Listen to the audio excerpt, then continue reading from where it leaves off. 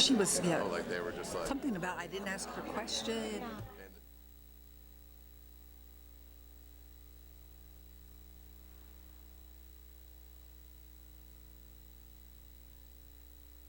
So that was, I mean, they had the beauty of the beautiful day was just.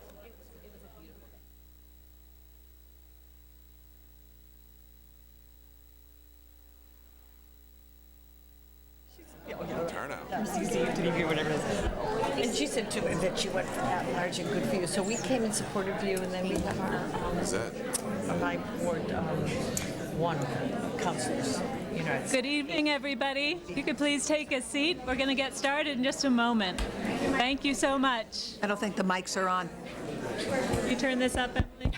Testing.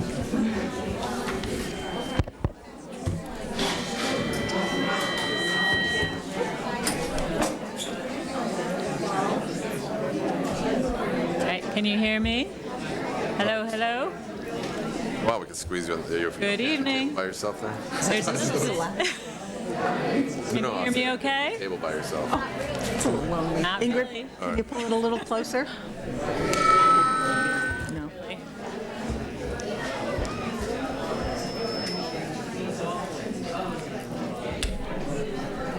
This time it was nice. People could take a seat, please. We'll be getting started. No. Yes. As we work out our tech. Sure.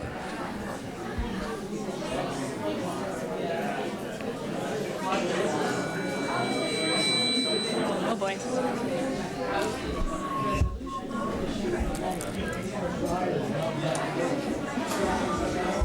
Doesn't seem like there's that many young school committee. No. Zoom. No. This is really crazy. What does the committee measure? So it's not council. How does it? What categories?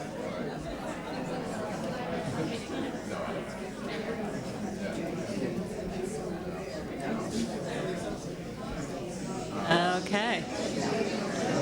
Good evening, everybody. Thank you for joining us this evening. I think it's still hard to hear. Yeah. Good evening, and thank you for coming this evening. Thank you. We'll do the teacher thing. Can you hear me now? Raise your hand. Oh, wow, it actually works. Hi, good evening. My name is Ingrid Flory, and I'm here with the League of Women Voters in Northampton area. I'm moderating our forum this evening. Thank you so much for making time out of your busy days to come and learn more about some of the candidates who are running for our Northampton offices. If you aren't familiar with the League of Women Voters, we are a nonpartisan political organization.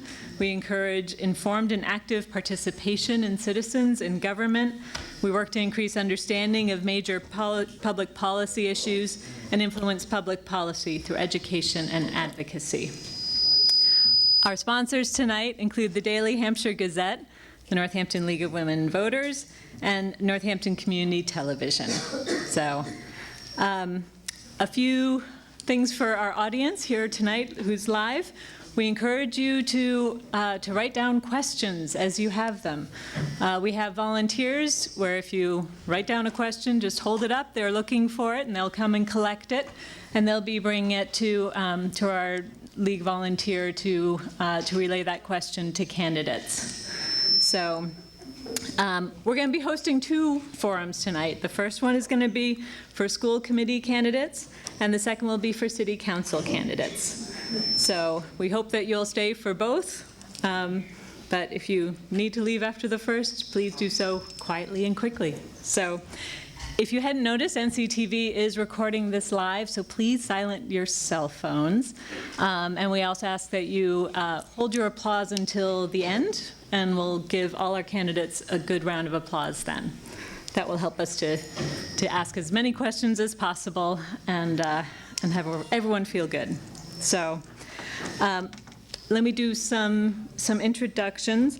First, I do want to recognize, specify that we do, the candidates we're featuring tonight are all running for seats, for contested seats. We do have some candidates who might be in the audience who are running uncontested. I just want to give them a chance to stand up and announce their name, and so we can say thank you.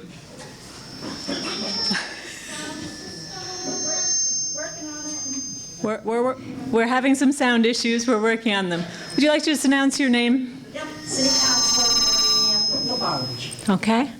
I'm Dina Levy. I'm running for the school committee in Ward 5. Karen Foster, City Council in Ward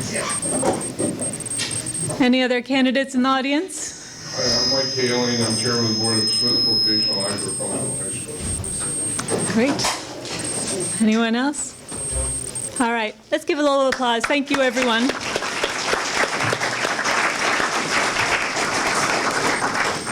All right, so let me introduce the other people who are joining me tonight on the stage. So to my right, we have Greta Jochem from the Northampton Daily Hampshire Gazette, so who will be joining us, and Jean Cherdak, who is for the League of Women Voters, and she'll be asking questions on behalf of the audience. So we have Kate Cordoso and Ronnie Gold and Susan Voss, who are all running for at-large school committee seats. And then from Ward 3, we have Howard Moore and Emily Serafi Cox. My apologies.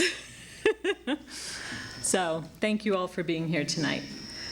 We're going to be rotating questions. One of our ground rules when we do forums is that we want candidates to be answering the same question. So if you're writing questions as audience members, please make sure that it's directed to, so that all the candidates for that seat can answer that question.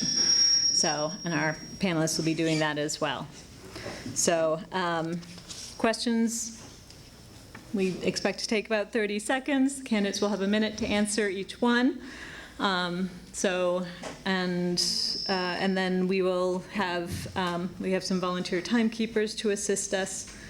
So the first portion of our forum tonight will go until about 8 o'clock, and then we'll do a quick change to our city council.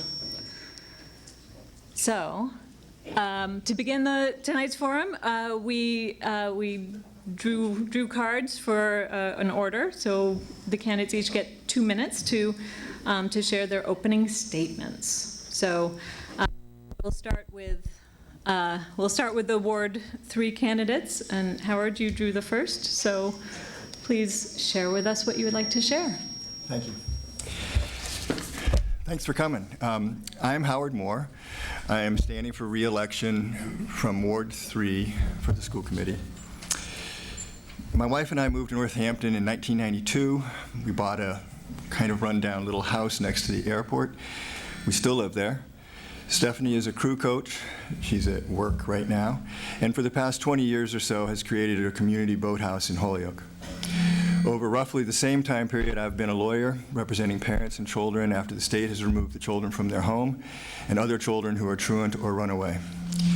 You may have seen me riding my bicycle to work or doing my errands, and for the past few years walking in a high-vis vest, leading the walking school bus to Bridge Street School. We have 4 children, the youngest of whom is at Smith Voc, and all of whom went to Bridge Street. As a family, we have had some tough times with the schools, mostly around IEPs and staffing issues, but we've had some great experiences with wonderful staff and friends. As far as the big picture, I want to see school councils continue to expand their engagement in how the schools run. These councils, made up of teachers, parents, and other community members, can take an active role in shaping how school rules are enforced, how children are learning, and the overall school climate. I want to see a staff and school committee that is as racially diverse as our community. And I want to be a part of an adult community that demonstrates the resourcefulness, resilience, kindness, curiosity, and persistence that we wish for our children. I hope you will vote for me. It has been an honor to be on the school committee. My name is Emily Serafi Cox, and I'm running for school committee in Ward 3 because I want to bring a fresh vision to Northampton Public Schools. I'm a Bridge Street school parent, a community organizer, dedicated civic volunteer, and a really good listener. For the past 15 years, I have been working with communities to advocate for better education and more transparent government. I was inspired to run after a really hard experience that turned into something beautiful.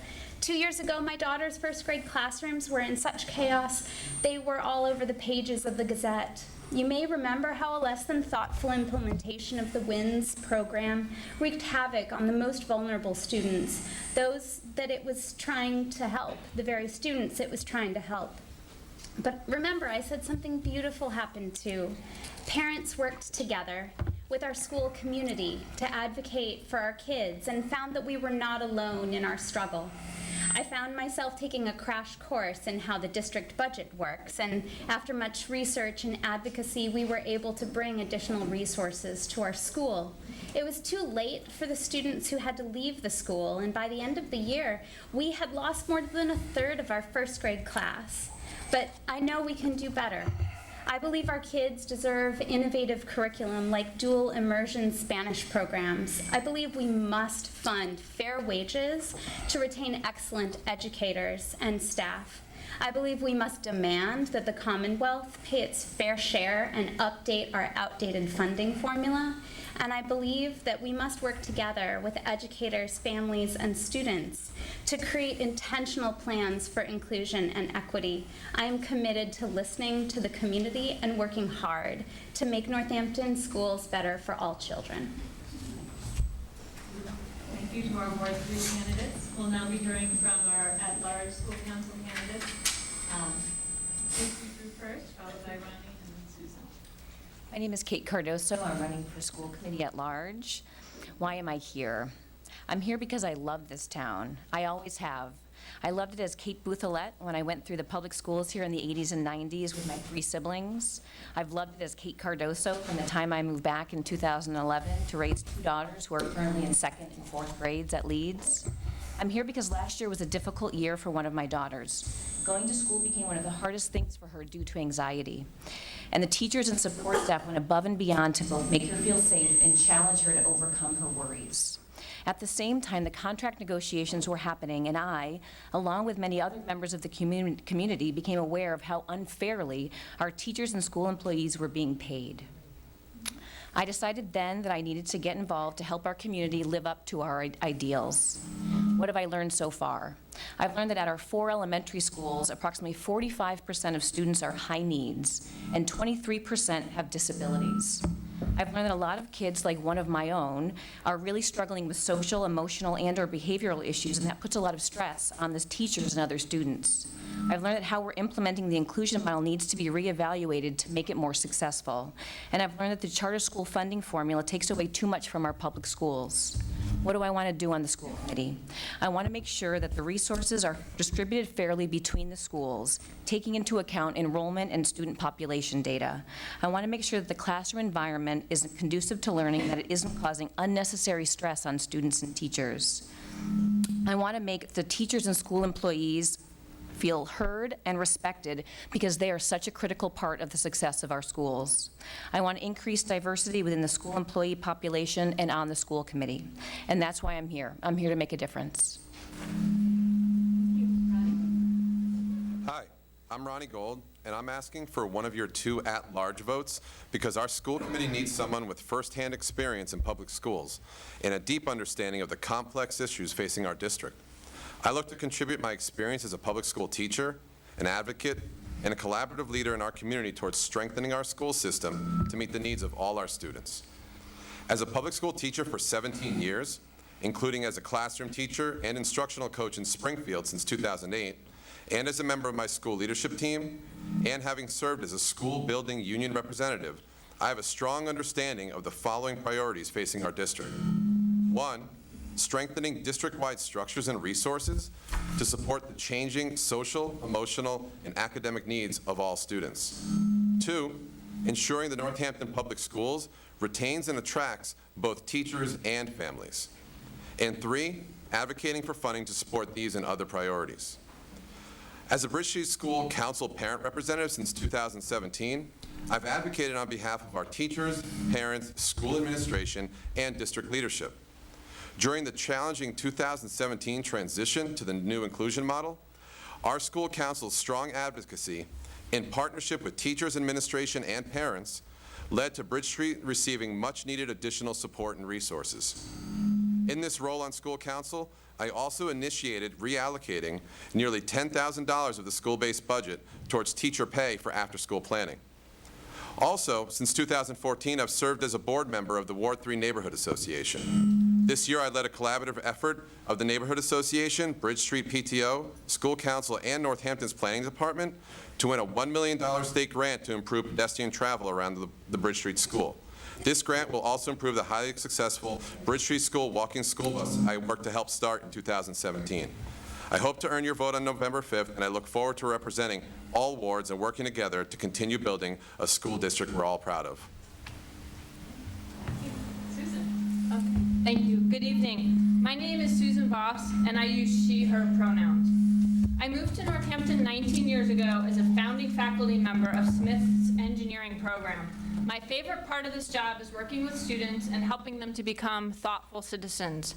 Along the way, Northampton has become my hometown. My kids have grown up here. My daughter Erin graduated from Northampton High School in 2016, and my son Jasper is currently a junior there. I'm thrilled to be running for a second term as one of your at-large school committee members. Simply stated, I want our Northampton public schools to be both excellent and inclusive. I am proud of work during my first term. I listen to constituents and promote transparency, including by putting items on the agenda that deserve a wider community conversation. I proposed and am a member of the newly formed District Screen Time Committee, which is working to develop guidelines for usage of screens in our schools. And during recent contract negotiations, I provided early and strong support for our NACE members' compensation to be commensurate with that in surrounding communities. In addition to continuing this work, I look forward to making progress toward the goals of excellence and inclusivity, continuing the work of integrating technology into our schools in a manner that promotes deep learning and includes an honest cost analysis, budget-related issues such as setting priorities within our limited resources and continued advocacy at the state level for more funding to Northampton. And I strongly support Northampton's ongoing commitment toward sustainability and will help craft school committee policies that are consistent with addressing our world's climate emergency. For example, I am researching external grants for electric school buses that could potentially both reduce our carbon footprint and save us money. I'm looking forward to our longer conversation tonight about these and other issues. Okay. Thank you all. We're now going to move on to some questions for our candidates. So the first question will be posed by Greta from the Gazette and will be directed to our Ward 3 candidates. So Howard, you'll answer the question first, and then Emily, you'll answer after he does. Great.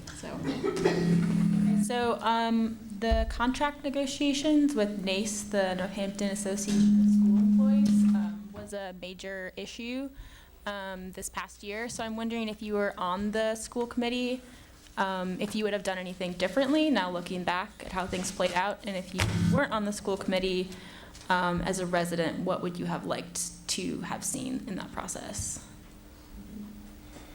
Well, yeah, I'm not happy with the way it played out. I think in terms of from the beginning to the end, I think the end was pretty good. I think we ended up with a pretty good contract. You know, we went from below average in Hampshire County to above average in Hampshire County. And I think that's a pretty good place for us to get to on this 3-year cycle. I think again, it was rough for, the 6 months that it was rough, but I don't know that we would have done anything particularly differently. I mean, it's the constant problem when you're dealing with the contract, which is that it's related, but not directly, to how many people we can employ. And I think I would have preferred if the negotiations had been taking place more at the table and a little less in public, because that's a complicated discussion to have about, where the dollars are going to go, and I think it doesn't lend itself to public sort of, opinion shaping. Thank you.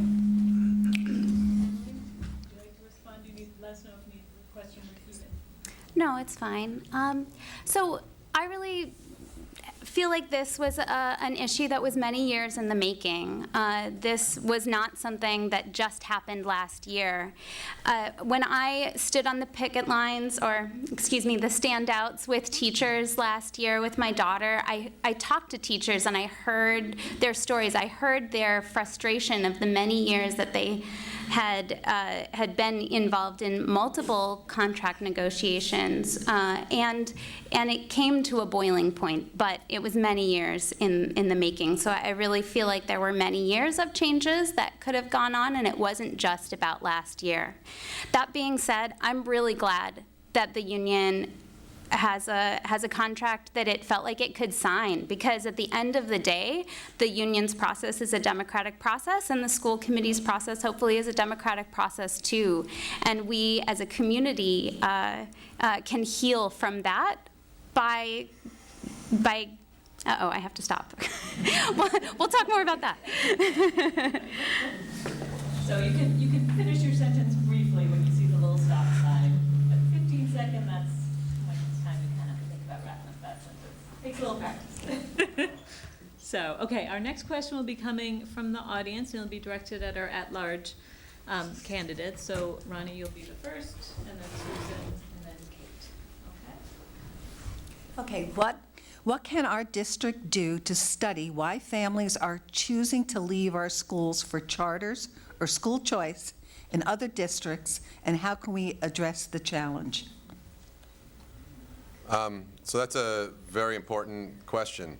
And fortunately, I think there's a lot of work that's already being done by the school committee and through organizations like School Local to figure out how to address that challenge. At the same time, I think we can start to look at some numbers with it. The mayor and the superintendent shared that there's 200 families that we're talking about here. And there's also families that are clearly on the wait list as well.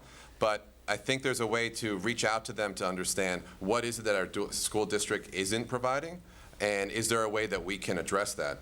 At the same time, I think that there's a lot of great work that's not being shared within the Northampton Public Schools that we don't see enough of in the media, and I think that we can see what we can do to invest in publicizing that great work going on as well. It's not a new problem, but I think it's a very real problem, and it's every district has a unique piece of it, and so I think reaching out to other local districts and how they're handling it would be a great step as well. Okay. I have a lot of ideas about this. Let's see. A couple of years ago, there was a survey done, and my sense is not enough families responded, and we need to get more information from those families to see what we can do better to make it more appealing to stay in Northampton. And that comes about because I think our schools are not meeting the needs of every child in our schools. We're meeting a lot of them, but we need to ask ourselves the questions: what are we doing for those families whose kids are not, their needs are not being met? And right now, from where I sit, there's needs for more adults in some of the classrooms, I guess across all ages, especially we're hearing a lot about the elementary school and the middle school. We need more adults. We need kids to feel included and welcome and safe at school. Thank you. Kate? It is a very important question that has a lot of tie-ins. It's hard for me. I have daughters in second and fourth grade leads, and the second grade classes are not a great place to be right now because they're not staffed appropriately. So it is hard for me to really be a strong advocate for the Northampton Public Schools when I see that there are some real struggles that aren't being addressed. I think that some steps have been made recently to do that, but we need to make our public schools better and stronger so that there is a better reputation and people want to be a part of those schools. And I think a real big part of that is focusing on the teachers. There was a lot of ground lost with the contract negotiations as far as the relationship that the school committee has with the teachers and that our community has with the teachers, and we need to fix that because they are the backbone of our education system. Thank you. Do you have another question? Another question, okay. The audience, and this will be going to our Ward 3 candidates, so Emily first, and then Howard. Are you committed to purchasing all-electric school buses and all-electric municipal vehicles in Northampton by 2030? What a specific timeline. Well, I guess I would want to see more information about what exactly that means, but I love the fact that Susan was talking about looking for grants to be able to provide that, because I can bet you that at the end of the day, it's not a matter of people wanting or not wanting electric buses, it's a matter of having the money to do it.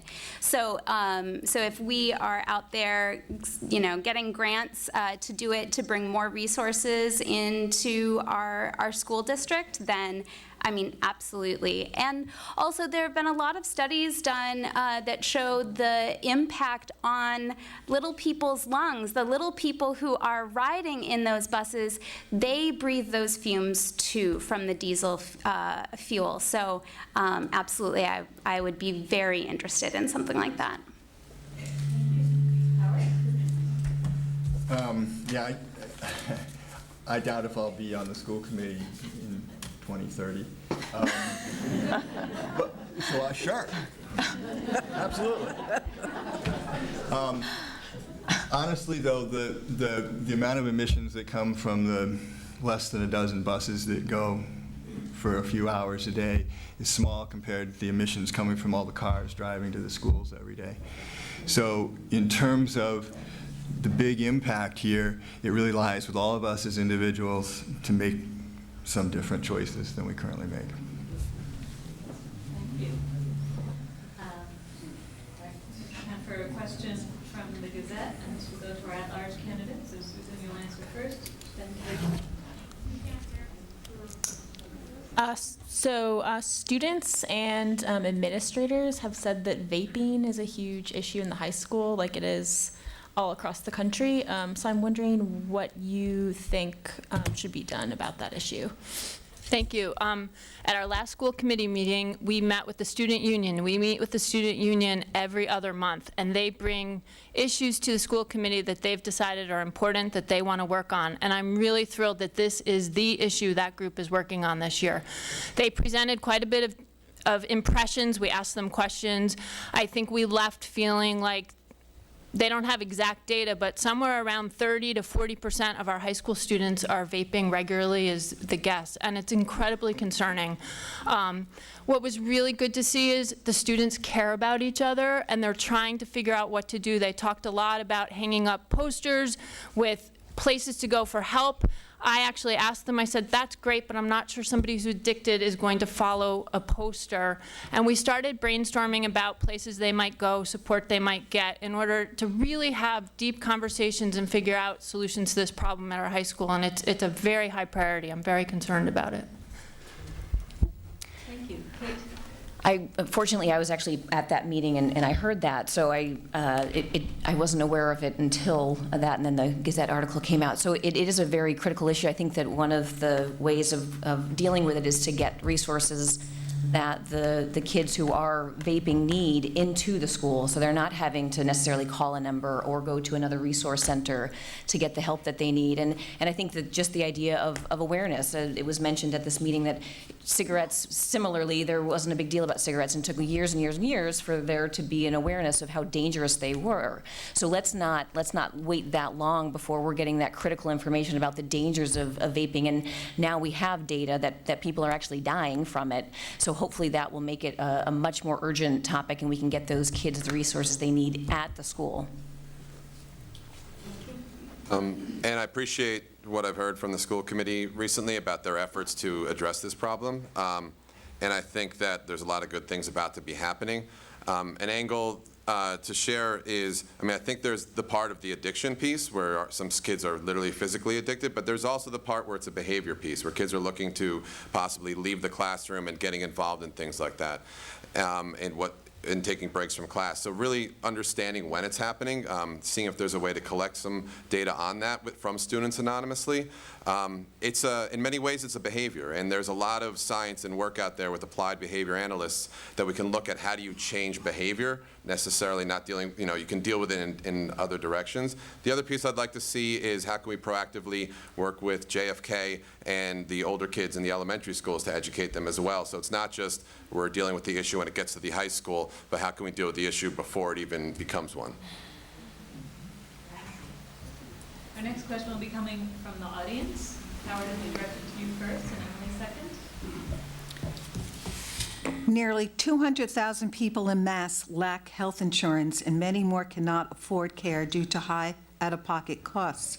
Health insurance is a negotiated item in city teacher negotiations. Rising costs are straining household, municipal, and school district budgets in Northampton as elsewhere. Last year, 87% of Northampton voters approved a single-payer ballot question. Our state rep and senator are both champions of Medicare for all. What will you do to support the single-payer campaign in Mass and to address the growing crisis of health care access and cost? Okay. There's the first thing to recognize is that the city pays 80% of its employees health insurance and is a member of the GIC. So it's already getting as close to being a single-payer thing as it can in terms of a centralized, large pool of people. In terms of what will I do? What I have been doing, I guess, which is voting for candidates who support single-payer. Yeah, so I mean, I also support single-payer health care, and I also have been thinking a lot about what is the role of the school committee in terms of, or a school committee member, not necessarily the whole school committee, but a single school committee member in terms of highlighting some of these issues, and whether it's related to health insurance or broader health care issues around, you know, on this vaping issue, like what is the nexus between some of these behaviors and anxiety, the anxiety that we're seeing in young people, and their ability to access the health care they need to address that anxiety at a young age. So how can a single school committee member advocate on a broader level is something that I take very seriously, and as a community organizer, I have a lot of experience in. Thank you. Our next question will also come from the audience, but will be directed at our at-large candidate. So Kate, you'll take it first, Ronnie, and then Susan last. Next spring, our entire city will vote on an override. If the override were being voted on today, how would you vote and why? It's a loaded question. And I'm going first. I would vote yes, because I feel like, especially education, that's what we're up here talking about. We currently don't have enough money to make our education system what it needs to be for all of the children in this town, in our community. And so I do think that we need more resources for education. There are things that we can do, obviously, at a state level that I think Joe Comerford and Lindsay Sabadosa are doing a wonderful job with on their part. But there's a lot that we need to do as a community to make sure that we have the money to be able to take care of the kids. And the education system now is antiquated. It's out of date. It's not able to take care of the kids of today who have higher levels of anxiety and have higher levels of needs. So we need to look at the system and do what we need to do for those kids, and that does cost more money, and we need to put the money into it so that we can have a good system. It's the backbone of our community. Property values are based on our education system, so we need to make it a priority. Ronnie. So I know this is clearly a challenging topic, and I absolutely respect those families who an override, they might vote against it because of the impact on their family's finances and them not being able to afford it. What I would say is that if the override right now is only going to be providing for the status quo, and we need to expand what we have here in Northampton. So I would vote yes for it, in hoping to show that what we're going to try to do with that money is be creative beyond just saying we're asking for us to raise taxes and get more money from families, to maintain what we're having, but actually to expand on that and to provide greater services beyond what we currently do. Okay. So yes, it is a loaded question, and I want to recognize also that the override is an incredibly regressive way to bring money into our city, and it's very unfortunate that it's really the only way left. And we need to keep advocating at a state level to get more funding for our schools, and I'm thankful that there's a big community doing that. That said, I'm glad the override vote isn't now. I will always vote for an override because in the current financial situation, I would vote for an override. That said, I'm glad it's not now. I don't think it's would be fair to ask for an override right now. My understanding is it will likely be in March, and I hope some hard work gets done between now and March before we ask for one. That would include asking City Council and school committee to look carefully at their budgets, figure out what we need to make our schools excellent. As one example, the WINS model needs more educators in the classrooms. Well, what does that look like? How much does it cost? What is the plan? And then you go to the voters and say, this is what we need, this is your choice. And I don't think we've done the hard work. Thank you. Our next question will be coming from the Gazette for Ward 3 candidates. Emily, you'll be answering first. How do you think that the WINS inclusion model has been working for the schools, and do you think any changes need to be made, and if so, what changes? Yeah, so I mean, it's part of what has propelled me into the place I am now. It's not the only thing, and but I think for my daughter's class, yeah, I think it is working. But why is it working? Partly because we were able to advocate for more resources, and partly because we have, I think last year it was about 17, 18 students. Maybe now it's up to 20 students in each classroom. That's way, way smaller than it was, and far more manageable. A lot smaller class sizes than in other classrooms. So now we're hearing, about challenges at Leeds. Hearing about 2 years ago, I also heard some challenges at Jackson Street. So this is not just about Bridge Street, and it's not just about first grade. So I think there does need to be a deeper look. Yeah, so I mean, the first piece is to look at what was there before, and what we had before was a system that was segregating children on the basis of disability. They were disproportionately children of color, disproportionately boys. So that was the status quo that we're changing from. It's important to recognize that because there are serious issues with the way it is now, but the way it was a serious issue. Yeah, so we need more money. Again, that was part of what underlied a lot of the tension during the spring here, because we need to have more staff. And if you have a limited amount of money, it kind of is a question of more or fewer paid more. The other things that, we need complete participation in the professional development that's offered. And we should have done it sooner when it was when the programs were smaller, and so that, the changeover could have been done more easily. Thank you. Our next question will come from the audience and be directed at at-large candidates. So Ronnie, you'll answer it first, then Susan, and then Kate. What is your position on student peaceful protest? Sit-ins, walkouts, or individual protests such as taking a knee or raising a fist in protest of social, political, or educational injustice? That's a great question.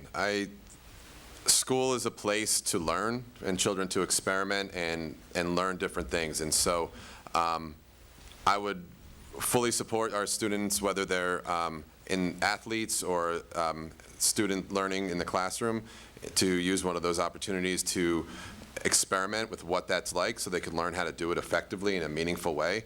Part of education is risk-taking and learning how to take risks in an effective way. And so I highly would, I wouldn't support, I could tell you I wouldn't support a ban on that at all. I do think that as part of the educational piece is balancing the impact on their learning and what they're trying to work for and fight for in their protests. So making sure they learn how to not interfere with other students' rights to learn while taking an action like that. So I agree with everything that my colleague here, Ronnie, just said, and I'll add to it that I think our high school has a lot of incredibly activist students who have learned a lot through this sort of activity, and they bring others together with them. the students organized a phenomenal March for Our Lives 2 marches ago that brought thousands of people to Northampton, and they ran the whole thing. And to see our students able to do that is more impressive to me than, you know, the scores they get on their AP exams and things like this. It's really impressive what they've been able to do. More recently, we had several busloads of students go to the climate rally in Boston on a Friday, and I can only imagine the people you meet doing that. Maybe you're riding the bus with people you don't know. The ability to just get new ideas is so important, and of course it's balanced with academics, but those kinds of things are real life learning. I agree with all of that. I think it's really important that we let kids express themselves, and I think that kids nowadays, a lot to do probably with social media and their ability to connect with other kids around the country, around the world, that there is a lot of power in that, and we're actually seeing young children, young adults make a difference on the national stage and on the world stage. So I'm in complete support of that, and I find myself actually inspired by a lot of it. And I know that we have a very vibrant and involved community, and for us to tell our kids not to be that way would be hypocritical. So I am in complete support of allowing them to express their feelings. Thank you. Next question will also come from the audience for our Ward 3 candidates, and Howard, you'll be going first. Okay, I have 2 of these, so I think it's an important question. How do you plan to advocate for and ensure an anti-racist school district? Well, we have an anti-racism group, REAL, which has been pretty active, and is, I mean, their most recent substantive recommendation we were unable to fund this last spring, which was to hire a person who would take on basically diversity initiatives in the school district. Because right now, even though I don't think we have any people intentionally creating disparate outcomes, we have them. So we really need somebody to be looking at how those outcomes are occurring and what we need to do to change it. So I will support that. The other thing we are doing right now is we have a track to pay for licensing for our ESPs to become teachers. And since our ESPs are much more racially diverse than our teaching staff, that's an aggressive thing that we're doing to fix that. Thank you. Emily? So I think that the racial makeup of our classroom teachers and, well, just educators in general is very, very important. I'm thinking about the ESPs, and I'm also thinking about something that was said by a teacher during the public debate about the contract negotiations, that in order to attract and retain teachers of color, we need fair and competitive wages, because people who don't have, say, passed down wealth or privilege are not going to be able to take a job that is paying less. And that really struck me. I am a person with that passed down privilege, and my wife is not, and she had to fight tooth and nail for the position and the job that she has, and would not be able to take the sorts of jobs that I have had the privilege to take. Thank you. Our next question will come from the Gazette, and it'll be for our at-large candidates. Susan, you'll answer first, and then Kate and Ronnie. How do you think the schools can and should address issues of climate change? For people who know me well, this is one of my biggest concerns, and I think the schools need to integrate climate change in every way, in terms of climate justice, in terms of children understanding at age-appropriate ways the science behind it. It's a great lesson in terms of lots of science, but there's so much more than just the science. We should be figuring out ways to live our lives in ways to address the climate emergency. I think the electric school bus question, I'll come back to that. what a great lesson just in that. First of all, there are grants that can help you buy these things cheaper than regular school buses, and they come with batteries that charge on the sun during the day when kids are at school, and you can run all sorts of things someday off these batteries. So, you know, in terms of just being a museum, in a sense, in the schools for how do you compost, we have these great gardens, right? How do you live in a way that supports our earth for going forward, I think is a good place to start. Thank you. I think it's a really good question too. It is hard to be focused on these initiatives, though, when there are such needs within the classroom that are not being met. But assuming that we could get all of that done, I think, you know, when I go into the classroom, I'm always amazed by the piles and piles of paper.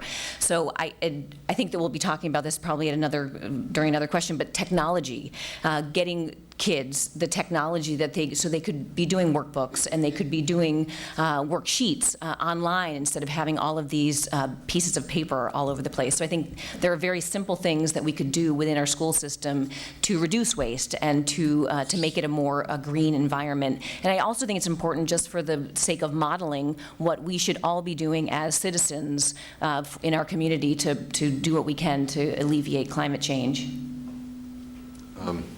So I agree with what both candidates shared, and I think part of it goes back to what Howard was saying before about the role of climate change and how cars are creating more problems with climate change than buses are, because it's the individuals that really, as individuals versus a system, that we really need to re-educate. And so starting that early with children. Down in Springfield, we have free educational resources that they could have up in Northampton for kids to really understand what waste they are producing. You know, we have a lot of materials kids are using every single day, and there's free curriculums that they could really learn to see, wow, I used all this material this year or this month. So educating them to what's their daily impact on things. System-wide, I mean, I think there's a lot that can happen by working with other districts and collaborating on programs that reduce waste as well, and it builds partnerships in education for the kids as well. So I would look at ways to see what other districts are doing and collaborate with them. Thank you. All right, our next question will come from the audience, and it'll be for Ward 3. Emily, you'll answer first, and Howard second. I am curious about why the mayor chairs the school committee. Due to the separation of powers issue, the mayor no longer chairs the city council. Does the mayor's chairing the school committee make sense? Does it affect negatively on decisions made by the school committee? Is the mayor here? I have wondered this myself. I mean, ostensibly the mayor chairs the school committee because that's what it says in the charter. But that's a decision that we made. The mayor does not sit on the city council anymore because we have a strong mayor form of government. And so the mayor is the executive rather than a member of the legislative body. Wow. Let's think about that. Yes. My turn. Yeah, the schools are another department of the city, just like DPW or the police department or the fire department or something. So we're part of the executive branch of the city government. And, you know, whether or not the mayor chaired it, we're part of the executive branch. I personally have found, I've had 2 different mayors on the committee. I've found that it's been really actually pretty valuable in terms of integrating what the schools do into what the rest of the city does, as opposed to when I read in the paper about other cities which don't have that set up, where the school committee is having to go to the mayor and make an appeal to the mayor for things, as opposed to the mayor really having to be there for what the school committee is deciding about. I think it's been valuable. Thank you. Next question will also come from the audience, and Kate, you'll be answering it first, Ronnie, and then Susan. I think this question comes from a student in the audience. How do you want to change the schools? think we really need to take a look at the education system in all of our schools to make sure that it is meeting the needs of the kids in each of those schools based on the enrollment numbers and also the population data. I think that the most important fix for our schools is making sure that we are retaining and training teachers, good teachers who want to stay, because having that consistency and the learning that happens year over year is incredibly important. I think that we're losing at least one principal in the elementary schools next year, and we are having a new principal at the high school. And I think that will impact how the teachers feel and probably retention. So I think the teachers are the most important resource as far as fixing whatever there is as problems within each school. Thank you. Ronnie? I think we could always go a long way to making sure that schools are as engaging as possible for children. And believe it or not, I think a lot of that does not cost a lot of money. And I think a lot of that we have is a wealth in this amazing city of Northampton. For example, at the Bridge Street School, there's a lot that, and I'd imagine many of the teachers there have these ideas, and hopefully as a school committee we can support them, where we engage with the surrounding curriculum, with the surrounding community of the Tri-County Fairs of historic Northampton, of the Hawley Arts building that just got built, and build relationships with them where kids experience goes beyond the four walls of the building.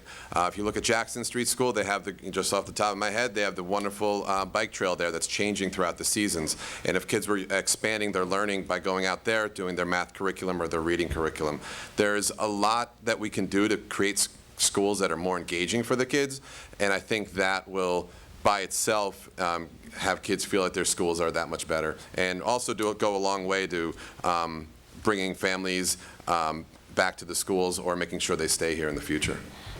Thank you. Susan? So all kids should really be at a place where they love to go to school and want to go to school, and I think there's two important things about that: learning and the community they find there.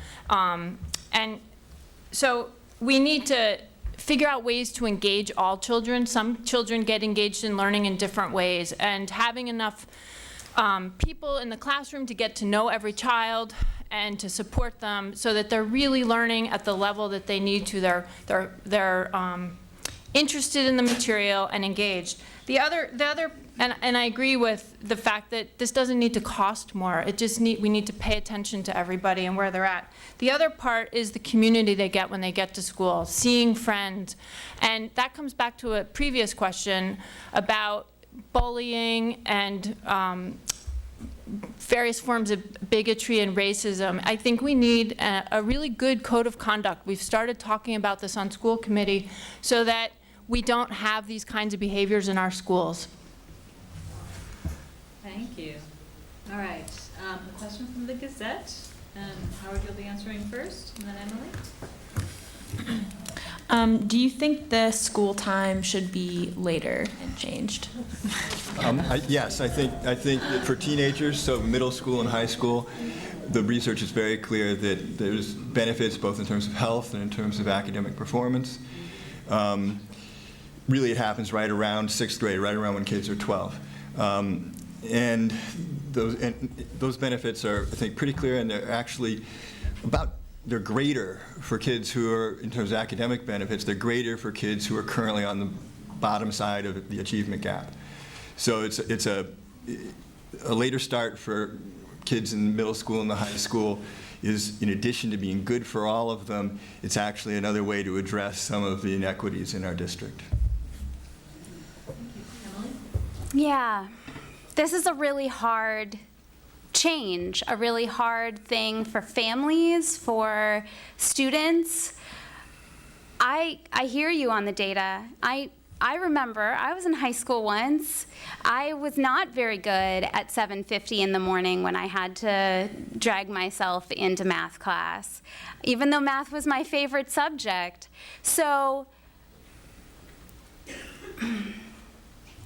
I really want to hear from students on this. I really want to hear from families. How will this affect their lives? How will this affect the their ability to have after school and work related things. But I'm very open to it, and I know that this has been a long conversation in this town. So, oh yes, long conversation. So I want to hear about it before I really make that decision. Thank you. So a question from the audience for our at-large candidates. Ronnie, you'll answer first, followed by Susan and then Kate. The reorganization of special ed resulted in the loss of most of the adults who are people of color in our schools. What will you do to get more adults who are people of color in our schools? That's a great question.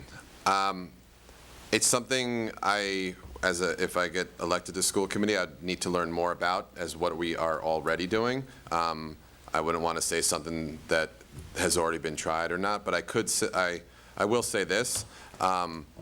There are many teachers who have obstacles, whether it's transportation to Northampton by a distance or whether it is the financial piece of it. I think trying to understand why teachers of color are not coming here would be a great start of that. And I know in conversations with teachers in Holyoke and teachers in Springfield, where there are a lot more teachers of color, the issue is there's a range of issues. There might not be a solution, right? Like, it's not just something that we're not doing right. We might be doing everything right, and they're just making choices of what they want to make. And so it's a very complex issue, but I think doing what we can to reach out and study it is the best I could offer right now. Okay, thank you. Susan?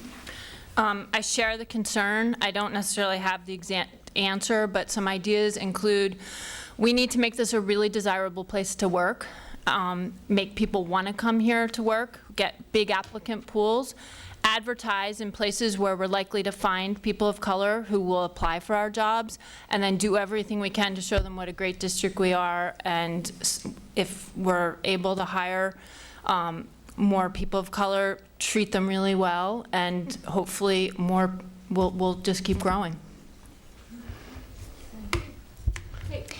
I agree with everything that my colleagues have said. I think that at this point where we are as a community, as a country, I do think that there should be a subcommittee of the school committee that would focus on diversity and inclusion within the schools, within the teacher population, on the school committee. We really need some more diversity as well. I think that we certainly have some teachers and school employees who are diverse. I feel like they come in and it might not be a welcoming place. And so we do need to make sure that once we actually hire more diverse school employees, that we're giving them the mentoring and the training and making it a really good environment for them to be in. Besides the financial part of it, which also needs to be there, we need to make it a really good environment for them to want to stick around.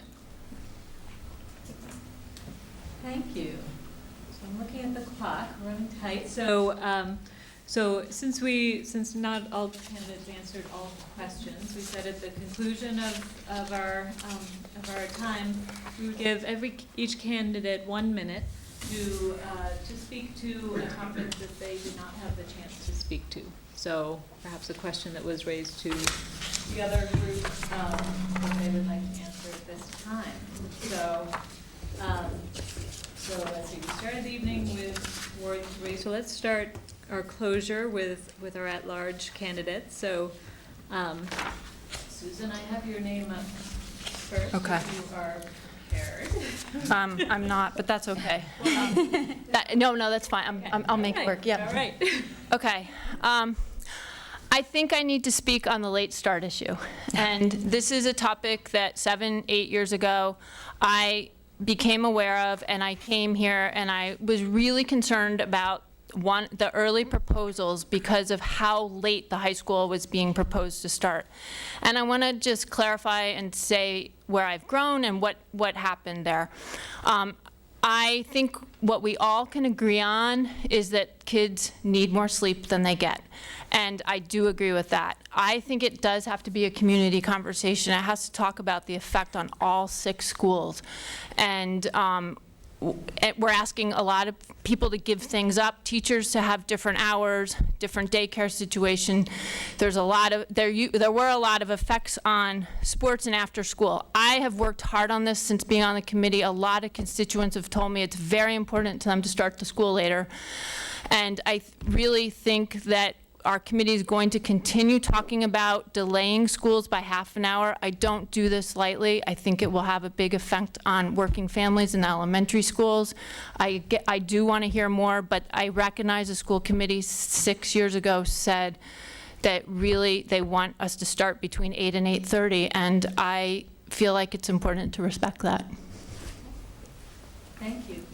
Kate, what topic would you like to address that you haven't had opportunity? I'd like to address the inclusion model, and I'd like to talk about the fact that when it was first implemented, there were problems at Bridge, and a lot of that is probably understandable. It's a new model, it's being rolled out, and there were some circumstances at Bridge that would have made it more of a challenging rollout.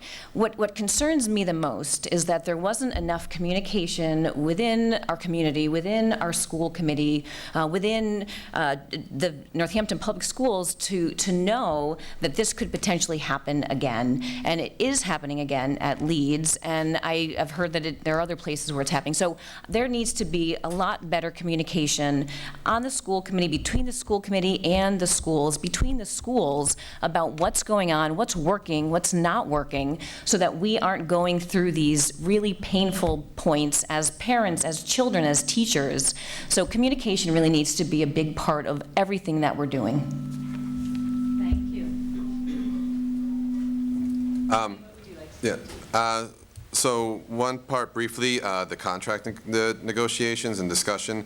I'd like to share that one of the hardest things for me was seeing that these constituents were all on the same team having these difficulties, and hoping to be a teacher on the school committee in hopes of bringing us back together and realize that administrators, the district, and our teachers and NACE, we're all on the same team for our students. And so we need to rebuild that relationship, and I hope to be able to do that as a parent of 2 girls at Bridge Street, as well as a teacher on the school committee.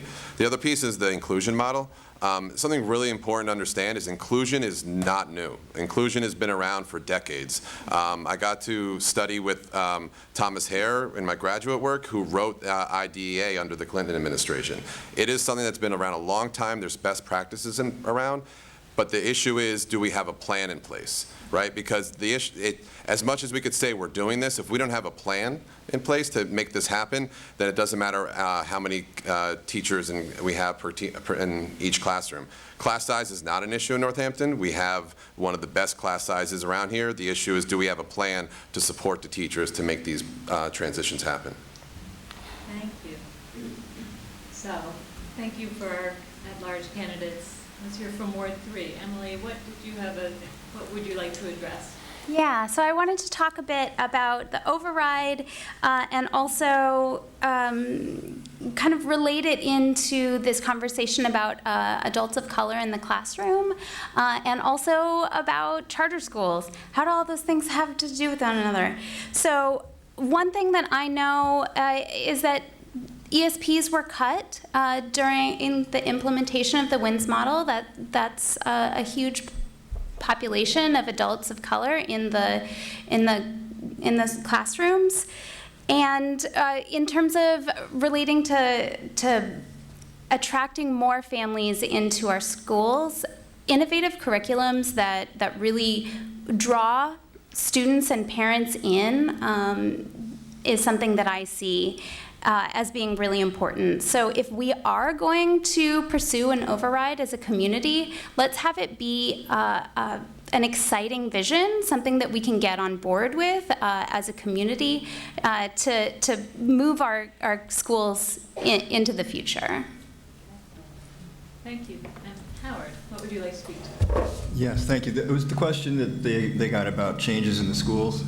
And for me, I think we can think of all sorts of specific changes, but what that really triggered for me was the thought that most of the best changes that have happened in our district have happened not from the school committee. And it's really important to recognize that the district has leaders at every level in every place within it, and that's where these changes are going to come from, and that a big part of the role of the school committee is to share that and to be open to that and doing it. I'm thinking of a specific example that I'm familiar with. Like 10 years ago, all the trash at the high school cafeteria went to the dumpster and went to a landfill in upstate New York. That changed. They started sorting their trash because of students, cafeteria workers, janitors.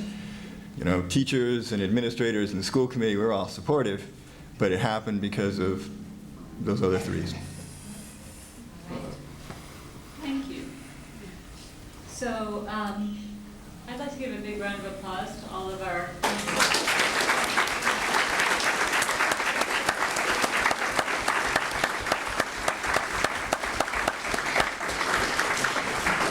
We're going to take a deep breath. We're going to take about 2 minutes and invite our city council candidates to come forward while our audience thinks about what questions they might have for the council candidates. Yeah, I'll take it.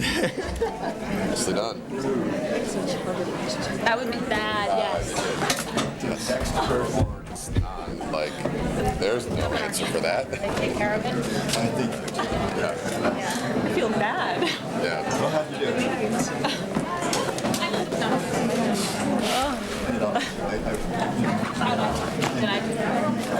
I didn't get stuck on I know.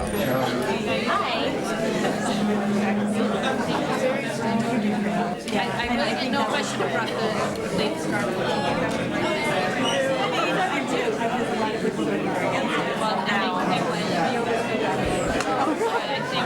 I think there's a lot of elementary school families not. And I think you said that. No. That was a good way to go. Our points are, I felt like it's hard to go first. Yeah.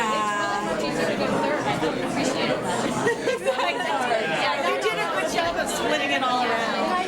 It's fancy and covered. Yours are fine, aren't they? Hi, how are you? Good, how are you? I'm good. Don't be nervous, don't be great. Thank you. Very sweet. Yeah, I never got back to that. Sure.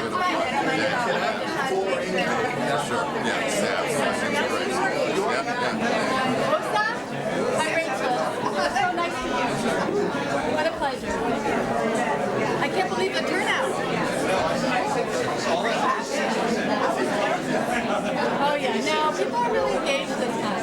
They are. That's okay. Maybe the one thing Trump was good at is getting us out now. Eileen, my significant other, last Tuesday was her birthday. Actually, I had an event. This Tuesday is my birthday. We have another event. Thank you, man. Not working out for us this year. I was thinking about talking to Well, we're cut into it. Well, you know, absolutely. You know, we had an hour with the two of us last week. Now we got a full house in an hour. We're going to have 7 minutes. Yeah, more or less. So, and we don't know which way the questions are going. You know, that's the problem. But this is very smart. Yeah. Oh, it's nice to see you.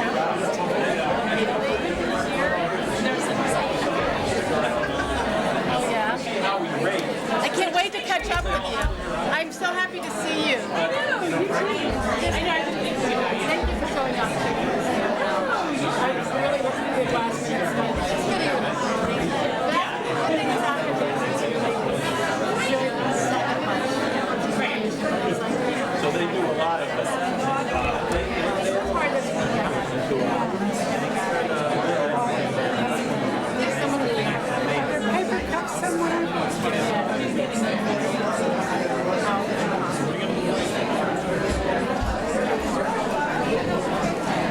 Be very humid in here because I'm really thirsty. I didn't receive it. I had a lot.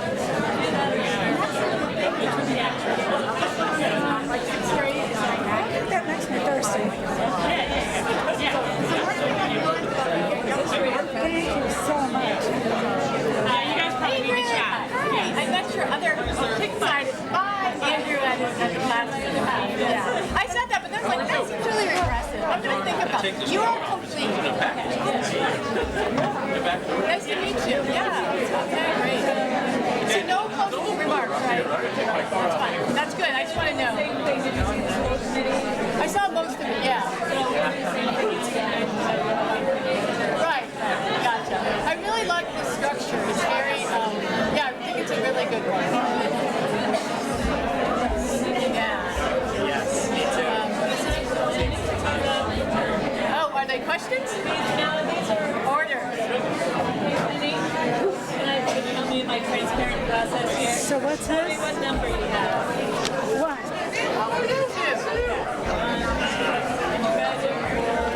Seven. Are we having snacks or? It's so hot. Is this the crying I mean, I dressed okay. I thought about wearing a much heavier sweater because it's so damp out. But then I remembered it gets hot in here. Rachel. Oh, you can just say Maori. Oh, but that's not really No, but no one pronounces it right, so we just changed it. It's Maori. Yeah, my father's folks, they seem to loathe consonants. They only like about.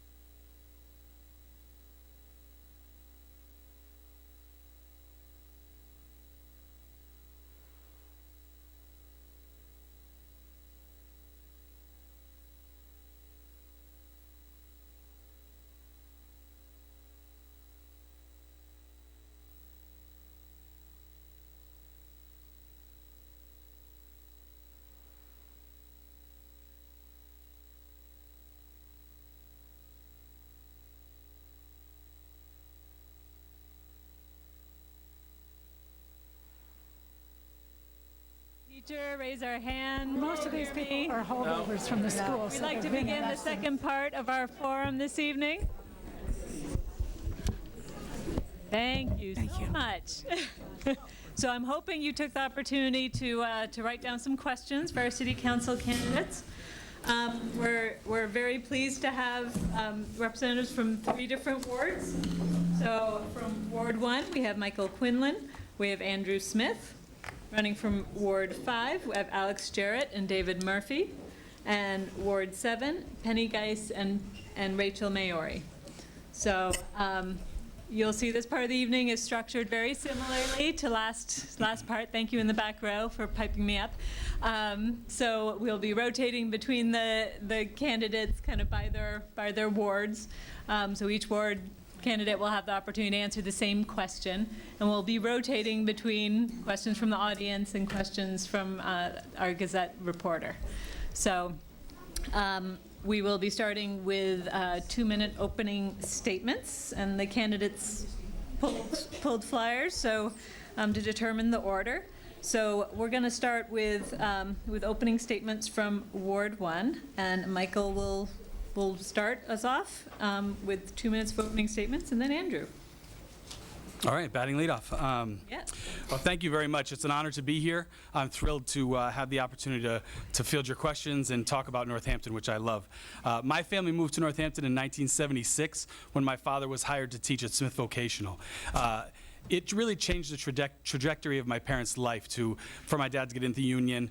They had always been renters, and then finally were able to buy a home. And luckily, we came to school here in Northampton, my brother and I, and it's built this really deep-seated love with this community for me.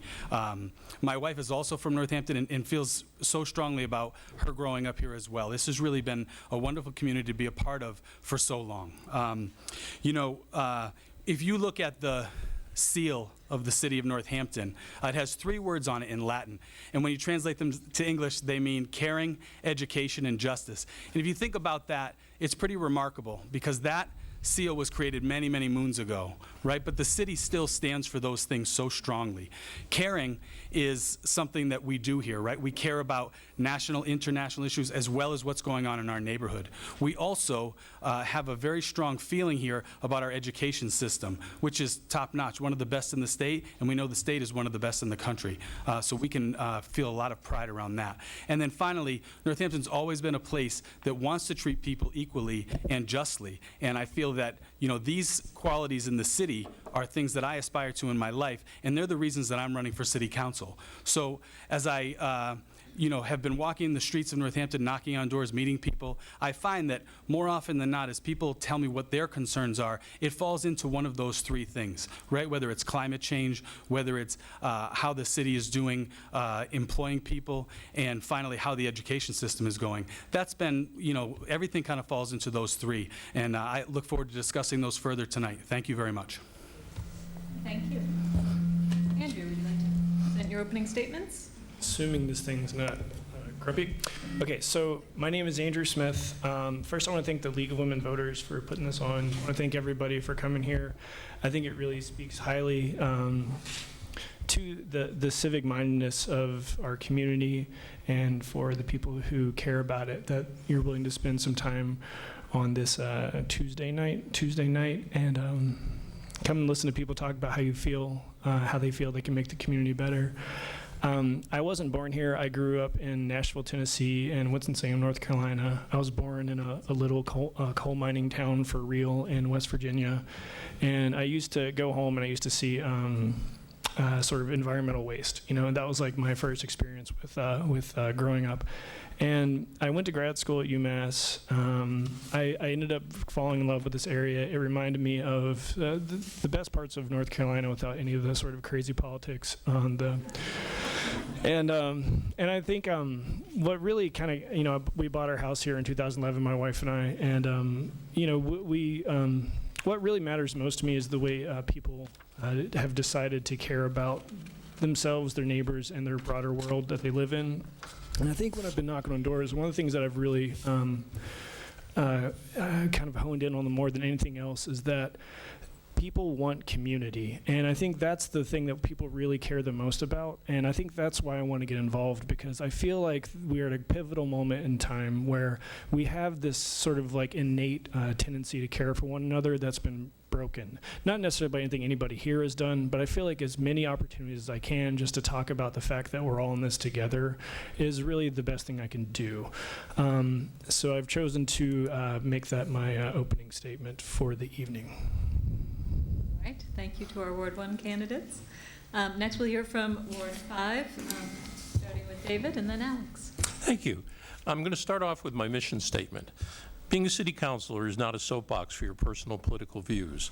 Being a councilor is competently overseeing the operation of a $116 million municipality that provides vital services to city residents and taxpayers. Services like police, fire, and emergency medical care, water, sewer, streets, streetlights, education, and parking. From the building department to the Board of Health, the City of Northampton touches almost everyone's life on a daily basis. You deserve a counselor with 14 years' experience who can bring the knowledge and experience necessary to do the job right. That's why I decided to run for re-election. My experience goes back 40 years when Dave Musani, right out of college, put me on the committee that brought cable television to Northampton.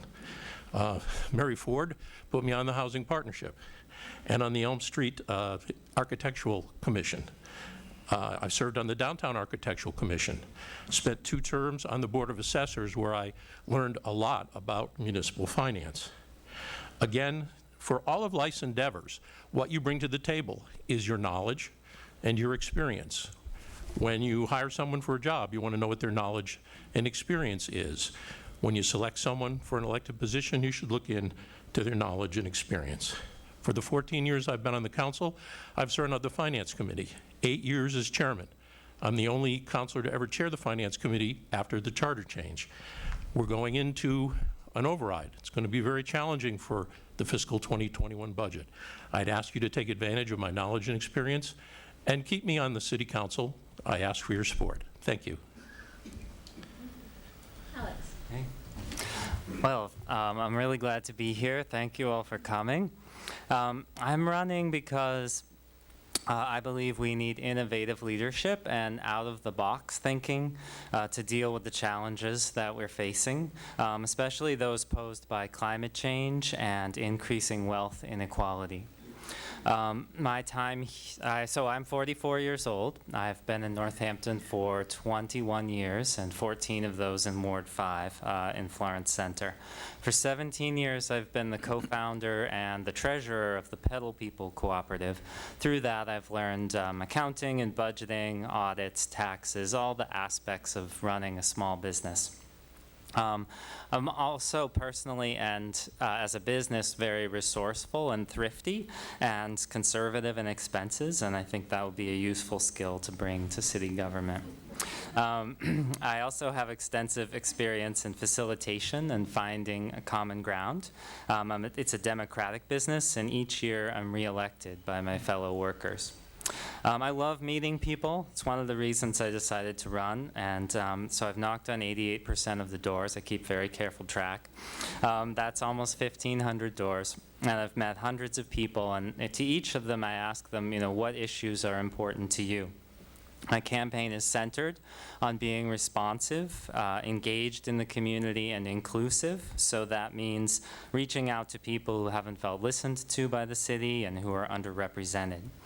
And I'm committed to continuing that work if elected. We talk about climate change, we talk about affordability. I'm currently on the Northampton Housing Partnership. Development, transportation, schools, business development, worker rights. I have lots of ideas, but I do not have all the answers. But I feel the real work in representing you is listening and collaborating and finding common ground to move forward. Thank you. All right, thank you for Ward 5. Next we have Ward 7, and Penny, you'll be remarks first. First, I want to make sure I'm the right distance from this. When I was back there, it was sometimes hard to hear people. Can people in the back hear me clearly? Yes, thank you. So I'm running because I have grandchildren who go to school here. And I care about their future I care about the future of their friends. Kids walk through my yard to go to school every day, so I care about the whole neighborhood of schools, and they're representatives of your kids, your grandkids. And climate change is the biggest issue facing them. It's our responsibility to do something about it. We can do many things at the local level. It's easier to do things here than it is to do national things. Our job is the infrastructure. Roads and bridges, schools, police department, all of those infrastructure things can be geared to provide us environmental advantages. If we buy our electricity collaboratively and use that profit to build green energy here, that is something we can do to make a difference for our future. We reduce the carbon that we emit into the atmosphere, and we also protect our own energy when things go wrong in the future. Along with that, if we put in fiber optic to everybody's home, not only do we get the fun aspect of faster, cheaper internet, we can have smart meters in the homes and give people a financial incentive to reduce their carbon footprint when power is the most polluting and expensive. We can refuse to turn on those coal-powered plants with smart meters. Thank you. Thank you. Rachel. Yeah, well, thank you as well to the organizers, to the League of Women Voters, to the other candidates, and to all of you for showing up on a cold and rainy night. Thank you. You know, I've loved this city ever since I first lived here as an undergraduate next to Joe's Pizza, and I have the pleasure now of raising my kids here. And I really want to plan a vibrant future for Northampton. I imagine a city where seniors can walk and kids can bike because our streets and sidewalks are safe and accessible.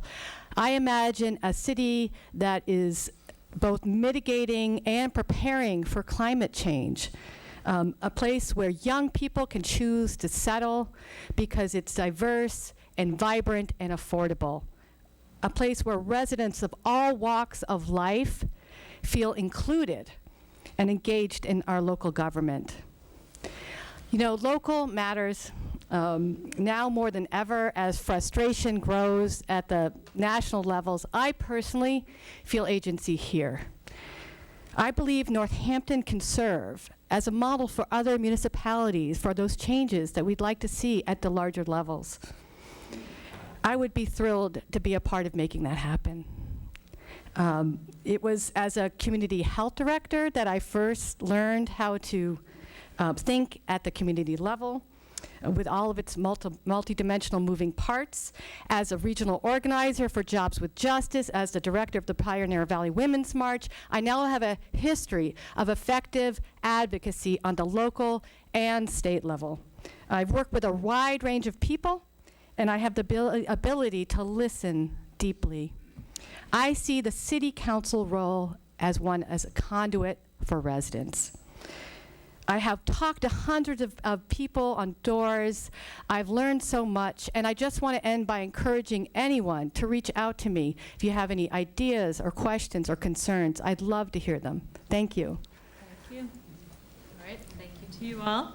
We're now going to start with some of our audience questions. So first they'll be directed at Ward 1. Andrew, you'll be taking it first, and then followed by Michael.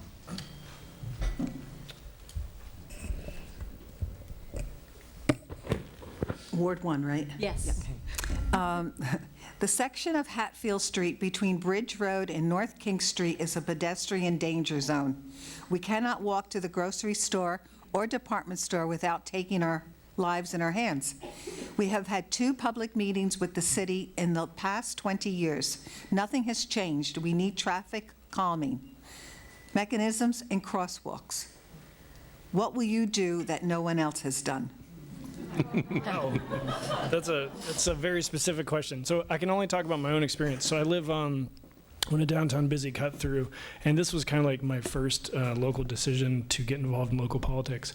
And so I went around, I knocked on my neighbors' doors, we got the petition, we wrote a letter saying that we'd like to have some changes done to our street, and then the public hearing they didn't even tell us there was going to be a public hearing, and we got a letter in the mail saying that they couldn't do it because there's going to be some improvements on State Street. And I was like really dispirited because I felt like, you know what, that doesn't work for me. So I decided to become more involved and create feedback loops that allow people to actually become involved in decision-making processes.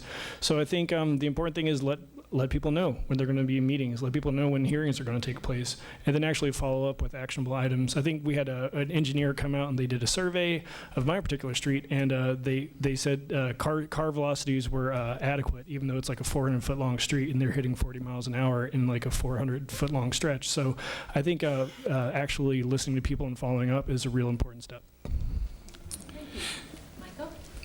This is a topic that has come up at a number of doors, and the other night spoke with some residents at Lathrop Community. And at Lathrop, of course, there's a crosswalk in front of there, and a lot of the residents feel unsafe crossing there because it's a straightaway. I live on that straightaway as well, and it is a place where people do speed. On Hatfield Street, they also do drive very fast, and it needs to be addressed. One thing that I would point to is on Prospect Street by the synagogue now, and at the bottom of the hill, we've put in the orange flags that people can wave when they're crossing. I think that we should look into that. The other thing we have is we have the flashing lights at Northampton High School, where a student or anyone that's crossing there hits the button and the bright lights flash and hopes that the cars would stop.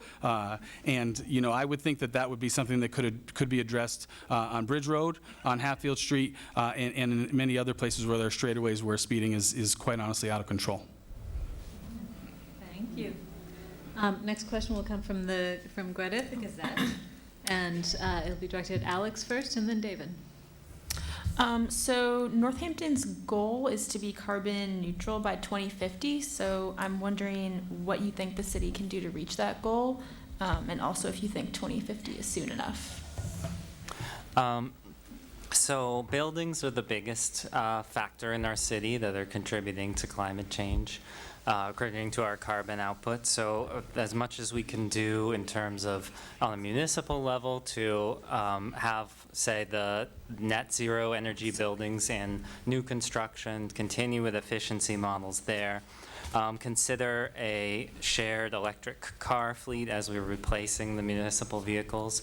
I love the idea of having someone in every department who's thinking about the issue of carbon in that department, not just the dollars, but also how much carbon that we're using. I think we should talk about public transit in terms of its ability to have, both preserve our roads, reduce congestion, but also contribute to climate change, improving our carbon output. Thank you. David. And same question, what can we do? We've actually been at it for a long time. We became a green community in 2010. In 2014, Councilor Labarge and I were on the Northampton Clean Energy Working Group that came up with an energy roadmap, 48-page report that we have still been working off of. Capital improvements, just about a week ago, the mayor made a request of us to, over 2 years, go back and study every municipal building. It's a 2-year project, study every municipal building to see what we can do to increase its efficiency and reduce its carbon footprint. The other thing that's in that capital plan is 2 solar canopies, one over a reconfigured roundhouse lot and another one at the fire station, the main fire station over that lot.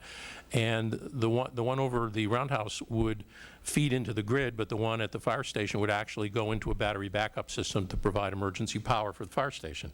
So they're actually viable things on the table for 2021 already. Great, thank you.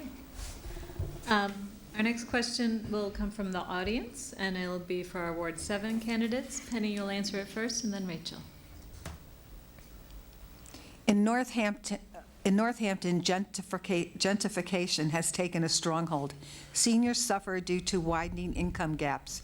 What are the 5 priorities you think will help disenfranchise seniors in this city?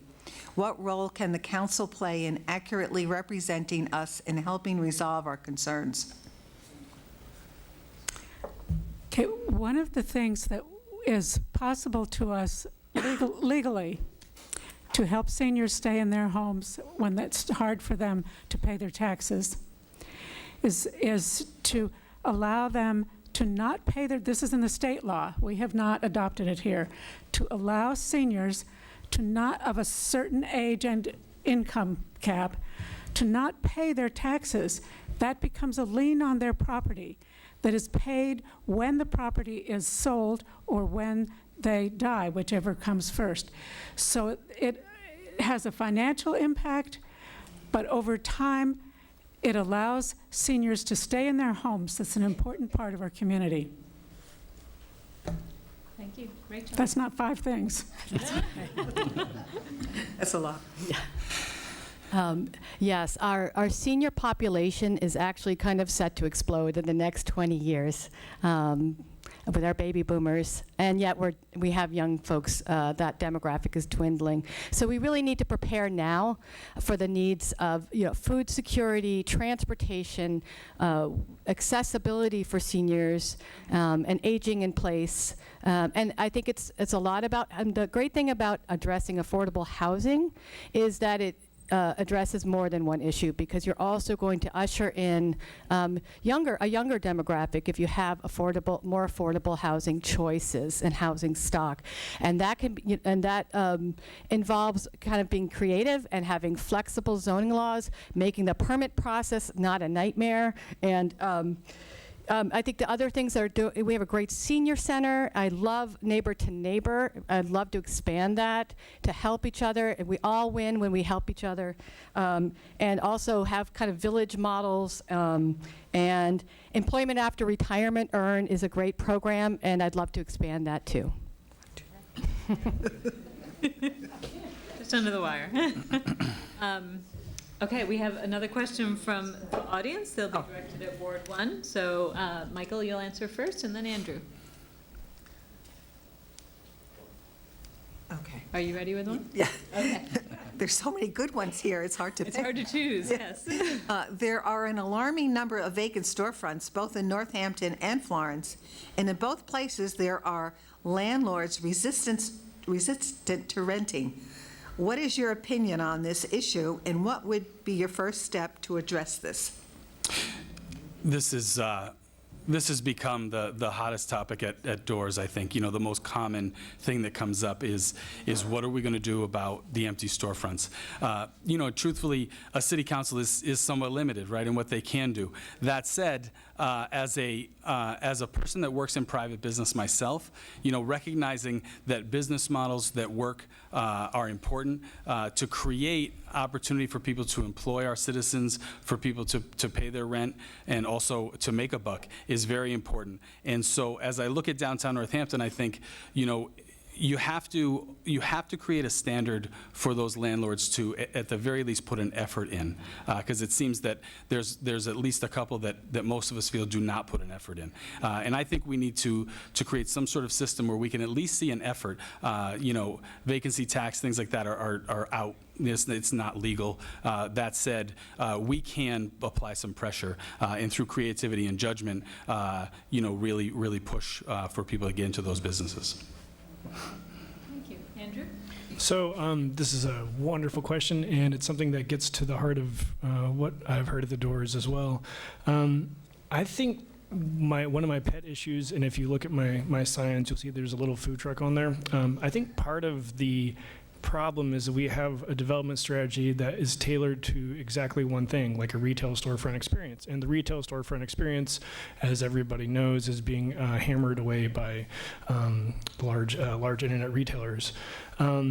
And so I think creating opportunities for micro enterprise would be really important. Removing restrictions on where food trucks can operate, the fact that Central Business District and downtown Florence have restrictions on where food trucks can operate would allow people who don't have a lot of capital to start up a business. And I think it's important to let people try to succeed here. We also need to create opportunities for micro enterprise. We need to work on a partnership where people can go in and they can start a business without renting out an entire storefront. And we need to recognize the fact that there are young people who have mountains of student loans loans who are not going to start a business unless they can have some sort of different creative way of opening and entering a space rather than just like a 2-year lease that costs $200,000. It's just not going to happen. Thank you. Our next question will come from the Gazette, and it'll be for Ward 5 candidates. David, you'll answer it first. What is your stance on a possible smoking ban downtown?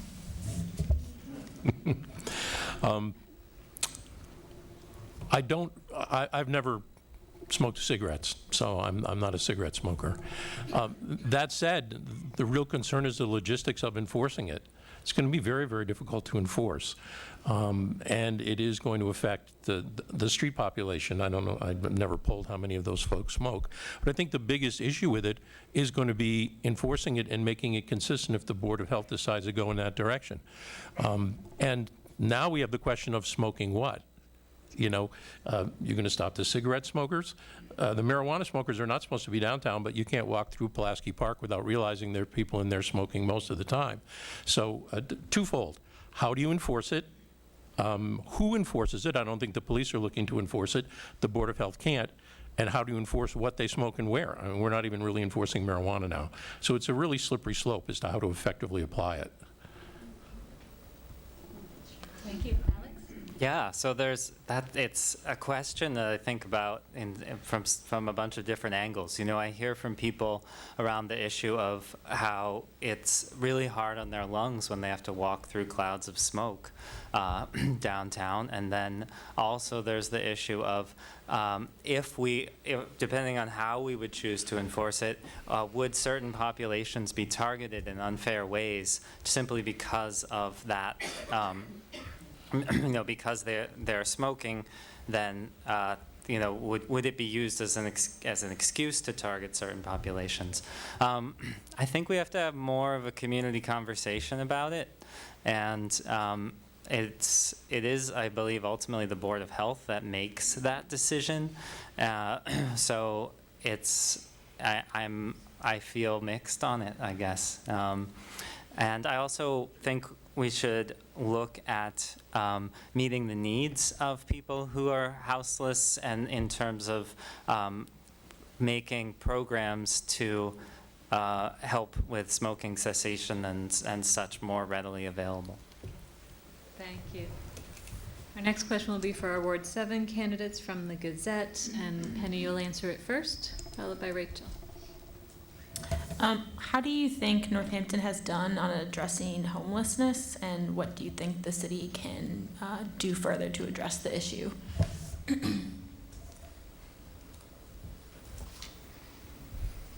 I took a ride early this campaign season, was that a year ago, with the police, and asked them, I wanted to see what they saw with homeless on the streets and what the problems were.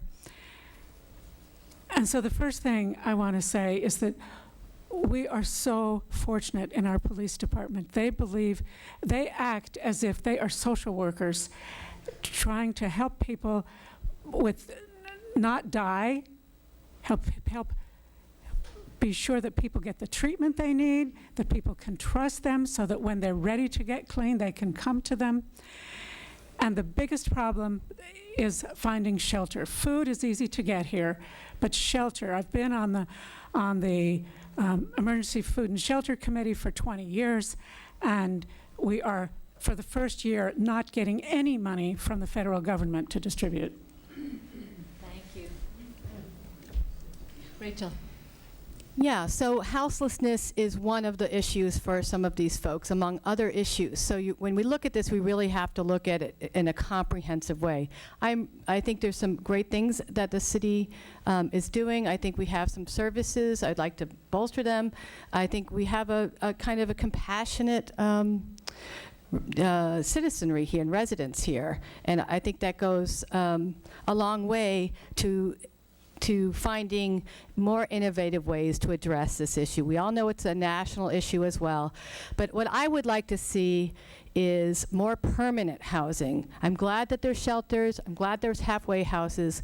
We need to get creative about providing permanent housing for these folks, and within the city, and working with neighboring cities, and helping them and working together to provide permanent housing for those who don't have homes. Thank you. Our next question will come from the Gazette for our Ward 1 candidates, and Andrew, you'll answer it first. How do you think the city council can get input from people that it might not be hearing from, and make the meetings maybe more accessible? Well, I think that's an issue that other people have really spearheaded. I know, I think a councilor at large, Gina Louise, she had a letter that went out to the public. There was, Rachel has been spearheading this issue of having childcare available at city meetings. And I think what you do is you change the circumstances that allow voices to get in the room. The fact, I've got 3 kids, and the fact that I have to choose between arranging childcare or going to a meeting, that makes it challenging for people to arrive at meetings. So I think what you need to do is you need to sort of broaden the opportunity for people to show up. I don't think there's a technical solution. I think there's a resource solution, and the resource solution is allocating resources to make it possible for people to come. Thank you. Michael.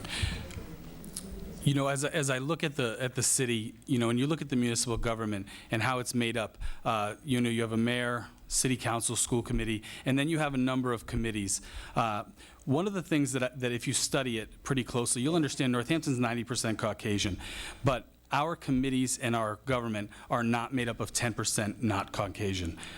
This is something where most of the committees, and I'm a member of one myself, I'm a member of the Whiting Street Fund Committee, but one of the things that I look at with these is we need to figure out a way to, the mayor appoints people to these committees, we need to hold his feet to the fire a little bit on this, getting people involved, reaching out to the communities that are underrepresented, and getting them on committees, encouraging them to run for seats like this. Even the city council this time around, no matter the results of this election, will be 5 men and 4 women. But Northampton really should be represented by 5 women and 4 men, based on population, right? So, I think you really have to look at that and encourage people to run for office, to get involved, and that would be one way to do it, would be to start with the committees. Thank you, Ward 1 candidates. Next, we'll have an audience question for Ward 5, and Alex, you'll answer first. I have 2 of these, so I need to ask this. What is your position on the application of pesticides, Roundup, on the high school athletic field for the sole purpose of being green in color? I recently attended the pesticide reduction forum. Was that just yesterday? Yes. And so I saw so many different perspectives presented there.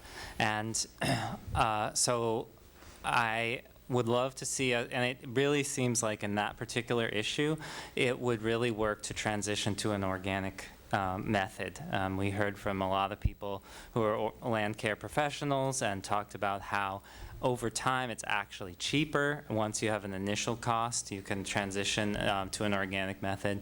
And it's so important that everyone that plays on those fields and all of the people in the neighborhood who walk across them are safe.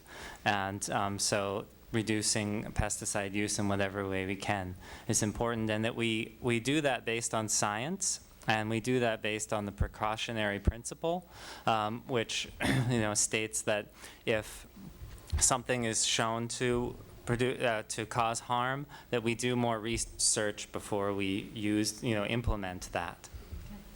Thank you. David. Mm-hmm. Well, I actually do quite a bit of property management. One of the things I've managed for 20 years is Childs Park in Northampton. I'm the president of the Childs Park Foundation.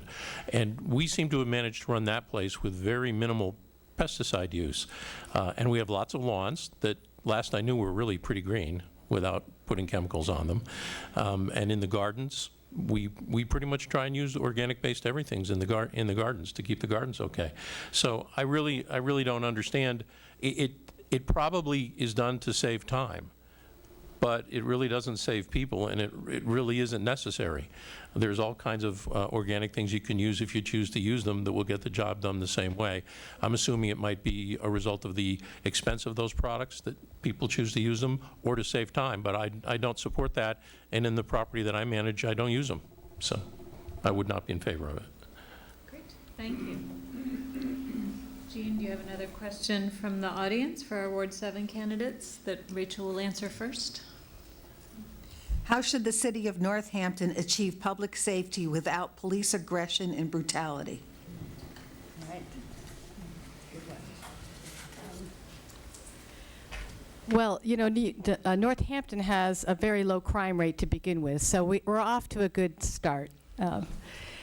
I think we have a particularly engaged kind of community that has a lot of shared values. And I think we do a good job expressing those, often without kind of any police presence. So I think the way we can go about it is really engaging the community on this. I see great models. I'm all for using models in cities that are having successes and not reinventing the wheels. And there's lots of good models of cities using community boards and citizen police boards to come up with solutions so that the police aren't doing the work that the police don't need to, and that we have social workers and other services in place that can really address a lot of this without the police coming in. Thank you. Penny? I talked about this a bit earlier. I think we are fortunate to have a well-trained police force who do not use excessive violence. The officer I rode with talked a lot about how important it is. He doesn't even ask people where they got their drugs, because he sees his job as earning their trust, so they will come to him when they are ready to move on and get treatment and come clean. So how to police without violence is a problem that I haven't seen in Northampton. It seems to me we have an excellent police force already. Thank you. Our next question will come from the Gazette, and it'll be directed at our Ward 1 candidates. Michael, your turn to go first. The Charter Review Committee has been talking about making changes to voting. One of them is lowering the voting age to 16 or 17 in municipal elections. And recently, they've also started talking about extending the right to vote to non-citizens. And after they come up with the recommendations, they go to City Council. So I want to know what your stance is on those changes, potential changes to voting. This is a great question. My son Tucker's in the back of the room smiling at me pretty big right now. He's, the last 2 years was a member of the Mayor's Youth Commission, and last year they worked pretty hard on the resolution to try to reduce the voting age to 16 for municipal elections. You know, in our house, I think we believe that young people are just as engaged as the rest of us. And so if 45% of adults are engaged, or 30% of adults are engaged, we'll see the same level of engagement from the youth. So I would be in favor of that, engaging them further. I think it's really pretty exciting. In terms of opening the voting to non-residents, I think that's something that could be really interesting to accomplish, because we've asked everyone to be counted in our census without necessarily having to find out who they are exactly. We want to know exactly how many people are living here. If they're living here, they're paying taxes here, they should have a say in the game. Thank you. Andrew? Sure, yeah. So from my perspective, if someone's 16 years old, they're mature enough to vote. I think that you have a lot of skin in the game in the future already. The prospects that you're inheriting from a global perspective are going to be played out before you graduate from graduate school in some senses. So yeah, 16-year-olds deserve the right to make decisions on the local scale, and also it creates a habit of voting. You know, people who vote when they're 16 will probably vote when they're 18, and I think that's a good pattern to establish with young people. Similar to, so yeah, I support that. Similar to Michael, I do have some concerns about whether or not the process of letting people who are not residents of the country register to vote would result in those people inadvertently being revealed to a database that would want to access their identity for terrible purposes. And I think that's similar to the debate about what happened with whether or not ICE could gain access to cameras. I think preserving the rights of vulnerable populations is important. So if they're the ones pushing that, then I would want to be respectful to what they want to have happen, but I also want to preserve the rights of minorities. Great, thank you. Our next question will come from the audience. It'll be for Ward 5. David will answer first and Alex second. If elected, how will you, as a city councilor, help get the senior center problems rectified?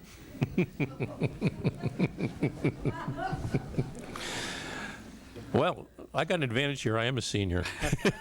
Today's actually my 64th birthday. I'm spending it with you.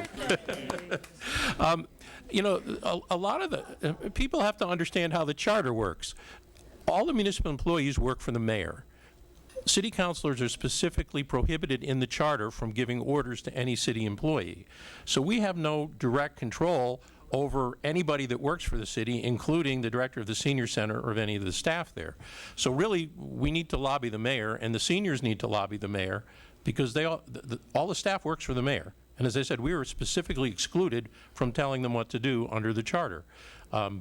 We have always supported it and its budget and its revolving funds at the city council, but we're really not in a position to do that, and it's important to understand what our role is under the charter and what we actually can do and accomplish on our own without lobbying the mayor. Yeah, so David's absolutely right. There are limitations on city council power. You know, we get to pass ordinances, we get to make appointments. So if there was another senior center, you know, if there's a new senior center manager, then we would get to approve that appointment, and then we get to approve the budget. Or reduce it.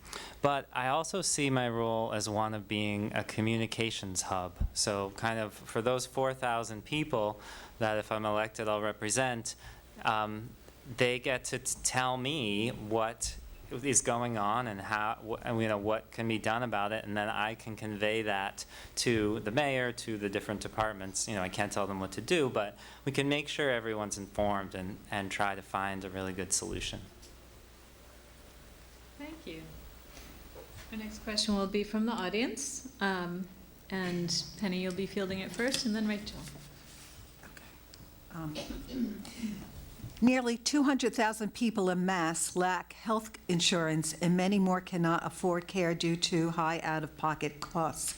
Rising costs are straining household, municipal, and school district budgets in Northampton. Last year, 87% of Northampton voters approved a single-payer ballot question. Our state rep and senator are both champions of Medicare for all. What will you do to support the single-payer campaign in Mass and to address the growing crisis of health care access and cost? Vote. This is not an issue that the City Council has authority over.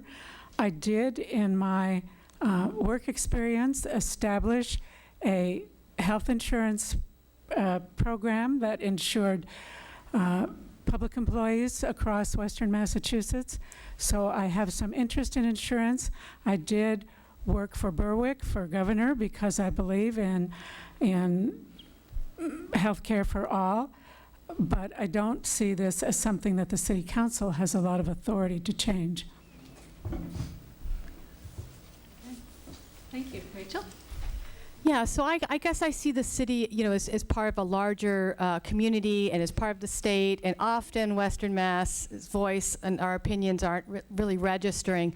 So I think my strong history as an advocate and my strong relationships with our legislators who are doing excellent work will help advocate at the state level. I mean, the city council has their formal powers here, but city councilors have the power and the right to advocate at the state level for our residents, and I would certainly be advocating for Medicare for all.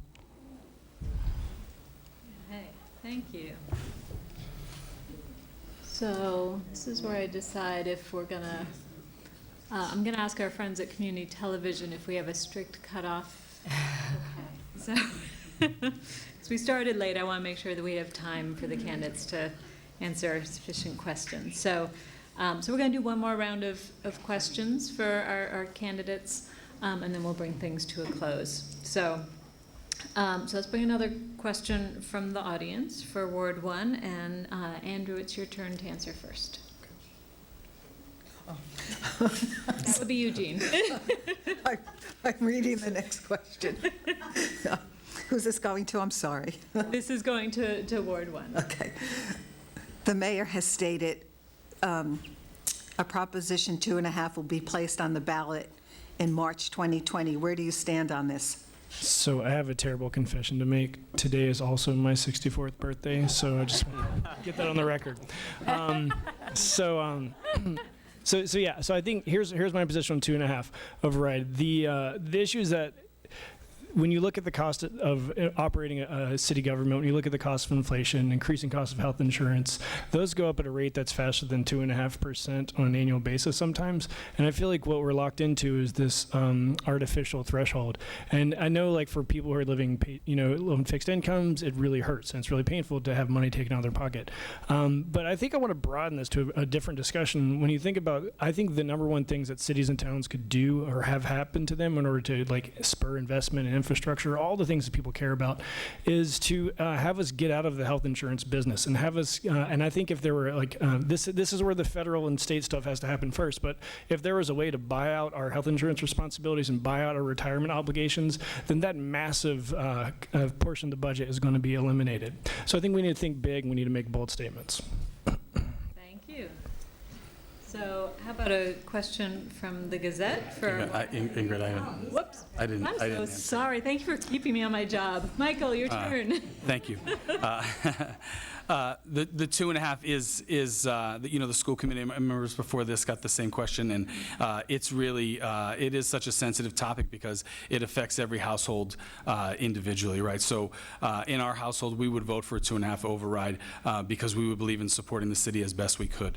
And one of the things that I would hope to do on the city council is through the budgeting process, through the understanding of what's happening here in Northampton, have the opportunity to dig into the budget further and make sure that the money is being spent the best way it can for the citizens of Northampton. I'm a return on investment person. That's what I believe in. If you live here in Northampton, own a business here in Northampton, you're investing in this city. We should be doing everything we can to get people into your restaurants, to get people the services they need in their homes, to get our children educated as best we can. And I believe that we need to do that, whether it's passing an override or whether it's doing everything we can marketing-wise to get Northampton known. That's important to me. Thank you.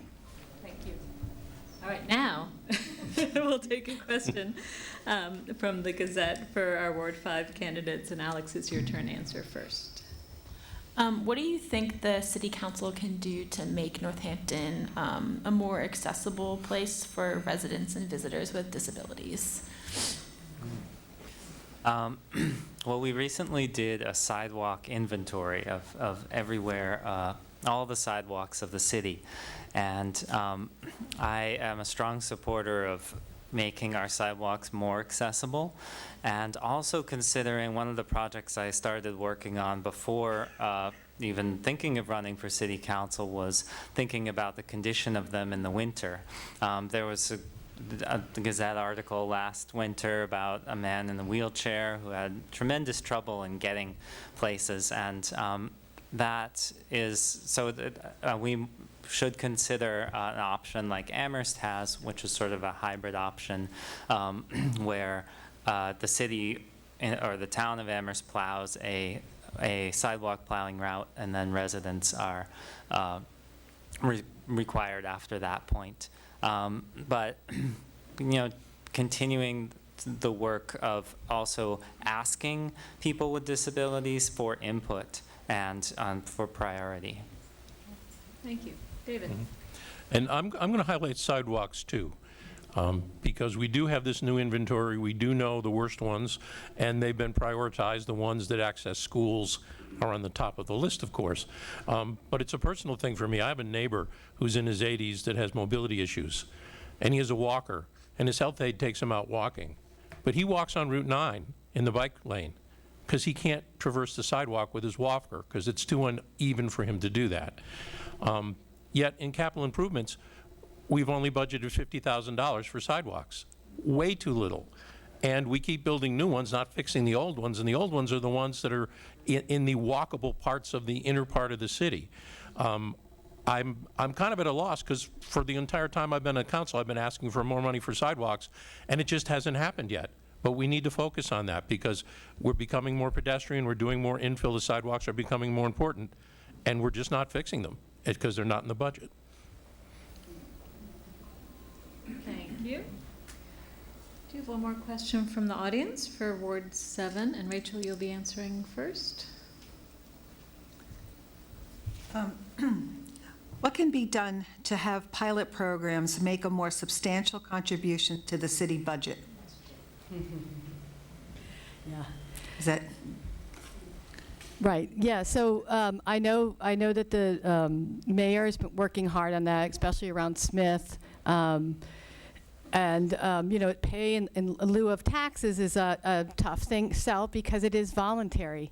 And so I think it's a lot about approaching Smith and other entities that don't pay taxes with kind of promoting what Northampton does for them, and a lot of transparency around what's going on around that would actually be helpful, because I think one-on-one we could be promoting it with these organizations. It's symbiotic. We get a lot from Smith and other organizations, but they get a lot from us too. So I think a good sales tactic is to keep on coming back and be a broken record. So to repeat what Rachel said, it is not within the city's power to force any of our not-for-profits to pay pilots. The mayor has been working really hard on this. Instead, there are things we can do to increase revenue, and we should be doing those. One of those is to vote for a 2.5 override. Another is to support our representatives as they work for new funding formulas for schools. Another is to vote when it comes up for the millionaire's fair share tax. We need to be doing things to increase our revenue that are within our power instead of spending time on things we really don't have control over. Thank you. So we've come to that part of the evening where we're going to give you the opportunity to answer a question that you did not have a chance to previously. And we're going to kind of continue just taking turns. So I'm going to start with our Ward 1 candidates. And Michael, it's your turn to go first. So what question did you not have a chance to answer that you would like to spend a minute talking about? The senior center. This is, seniors answer the door when you knock. Seniors pick up the phone and call. I've had a number of conversations about the senior center, and you know, most of the seniors that I've spoken to do have a level of dissatisfaction with the services they're receiving there. These are people that have paid taxes to the city for a long time. They deserve a voice. They deserve a return on that investment that gives them the opportunity to feel good about being a Northampton resident. And you know, for me, one of the things, with all due respect, the city council does have the right to ask questions of department heads.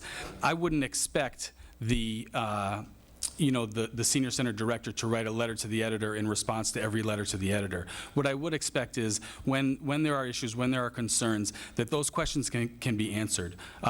You know, I think the seniors deserve a voice. The Gazette is providing a voice at some level, but there are answers out there that need to be given, and so that's something that I would pledge. Thank you.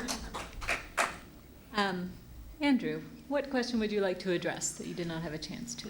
Okay, so I think I do want to talk about the issue of people who don't have homes, because I feel like one of the main drivers of that, just in like a meta way, is the fact that there's most of our land use ordinances in America are geared towards like incentivizing one particular type of development, single-family housing, and that's true. That's just most land areas are allocated to single-family housing. So what we need to do is we locate areas that are exclusively single-family housing and upzone those from single-family to two-family. And what we need to do is we need to flip it on its head and prevent single-family housing from being constructed. People might not like to hear that, but what that does is it creates a real reason for building density, and that supply and demand, people believe in that, like it's a tenet of the Gospels here in America, and I think that increases the supply and reduces the costs. That's one of the techniques that we can pursue. Another is just having compassion and recognizing that not everybody fits into one particular kind of box for how to live their lives, and letting people find their own way in a compassionate way. Thank you. All right, so let's listen to our Ward 5 candidates. David, it's your turn to go first. So what question would you like to answer? Oh, I'm going to take the override question because I'm kind of a finance guy. The last general override we had was in 2014, and I think this mayor has done a really good job stretching that money as far as he can. Now, we had some help because the economy was expanding for the last several years. We had a lot of new growth, so our revenue base grew. But we've all just signed new contracts with all of our major labor unions. So we know we've got step raises coming. We're in 2020 now. We've got enough reserves to get through 2021, but after that it's going to be very, very difficult. So I can tell you that the override will be necessary to maintain the status quo, but I also understand that there are people out there, particularly seniors, that are of limited income. So what I'd like to remind you is this is your opportunity to tell us how you want us to run the city. You don't always get a chance to do that. If you want to maintain the status quo with no change, you should vote for the override. If you can't afford to do so, it's okay to say no because you can't afford to do so. But you need to tell us how you want us to run the city going forward, and you get to do that with a vote. Thank you. Alex, what question would you like to answer? I just want to touch briefly on the override, on the issue of advocating on a state level for a more progressive tax system and for the ability for us to give more abatements or exemptions for seniors or for low-income people, including potentially a pass-through for renters. And so that's, we're very limited by the state and how we can raise taxes, but I would like us to advocate for that, those changes. Also, talk about affordability. To give people more housing choices, for example, making it easier for accessory dwelling units or in-law apartments to be built. But also we need to do infill right. I've talked with people, especially in the Bay State neighborhood, where we see some situations where there are negative impacts from the more dense development. And so we need to think about that in terms of stormwater runoff and such. Thank you. All right, Ward 7, it's your turn. And Penny, you get to go first. What do you want to address? Okay, two things. Please pick up one of these brochures on the table about fiber optic to your home and watch for a survey to come from the city soon. We will only do it if people will use it. That's something we can do without new taxes. It will be supported by user fees. And it makes sense to know whether it makes sense. So please pick one up, inform yourself, and watch for that survey when it comes. And the other thing I want to talk about is homes that are affordable in good neighborhoods. One of my daughters lives in Berkeley, California, where zoning allows a tiny home in a backyard. And that it's a good neighborhood. It's well maintained because it belongs to someone who cares about it. And it's good for seniors to want to live near their children. If you have a child who's grown up and isn't quite ready to leave, but you can't quite live in the house, you can have it there, or you can rent it out for more income. Thank you. Rachel, what question would you like to address? Yeah, I just wanted to make a couple points about our carbon neutral goal, which I'm just really heartened by. But I do think, with my public health background, I know when we make plans, you really need to have those metrics, and you need to have it broken down in a way that you can reach certain goals and keep climbing. So I'd like to see the master plan eventually have metrics, and I would like the goal to be more like 2035. Maybe 35 and 35 or something like that, because I think that will keep us on course. And I just like Penny gave a shout out to municipally owned high-speed internet, which I'm totally jazzed about. I want to give a shout out to Community Choice Clean Energy 3.0, because I actually think it's something that can really help us practically with our carbon neutral goal. It's pooled clean energy, it's affordable, it keeps our revenue regionally circulating, and it's on study now, and yep, it'll be in our near future. So I hope that you'll consider it. Thank you. Thank you. So I would like to thank all the people who made tonight possible: the Daily Hampshire Gazette, the League of Women Voters of the Northampton area, Northampton Community Television, all of our candidates who deserve a really big round of applause. Thank you. And everyone who came. Yes.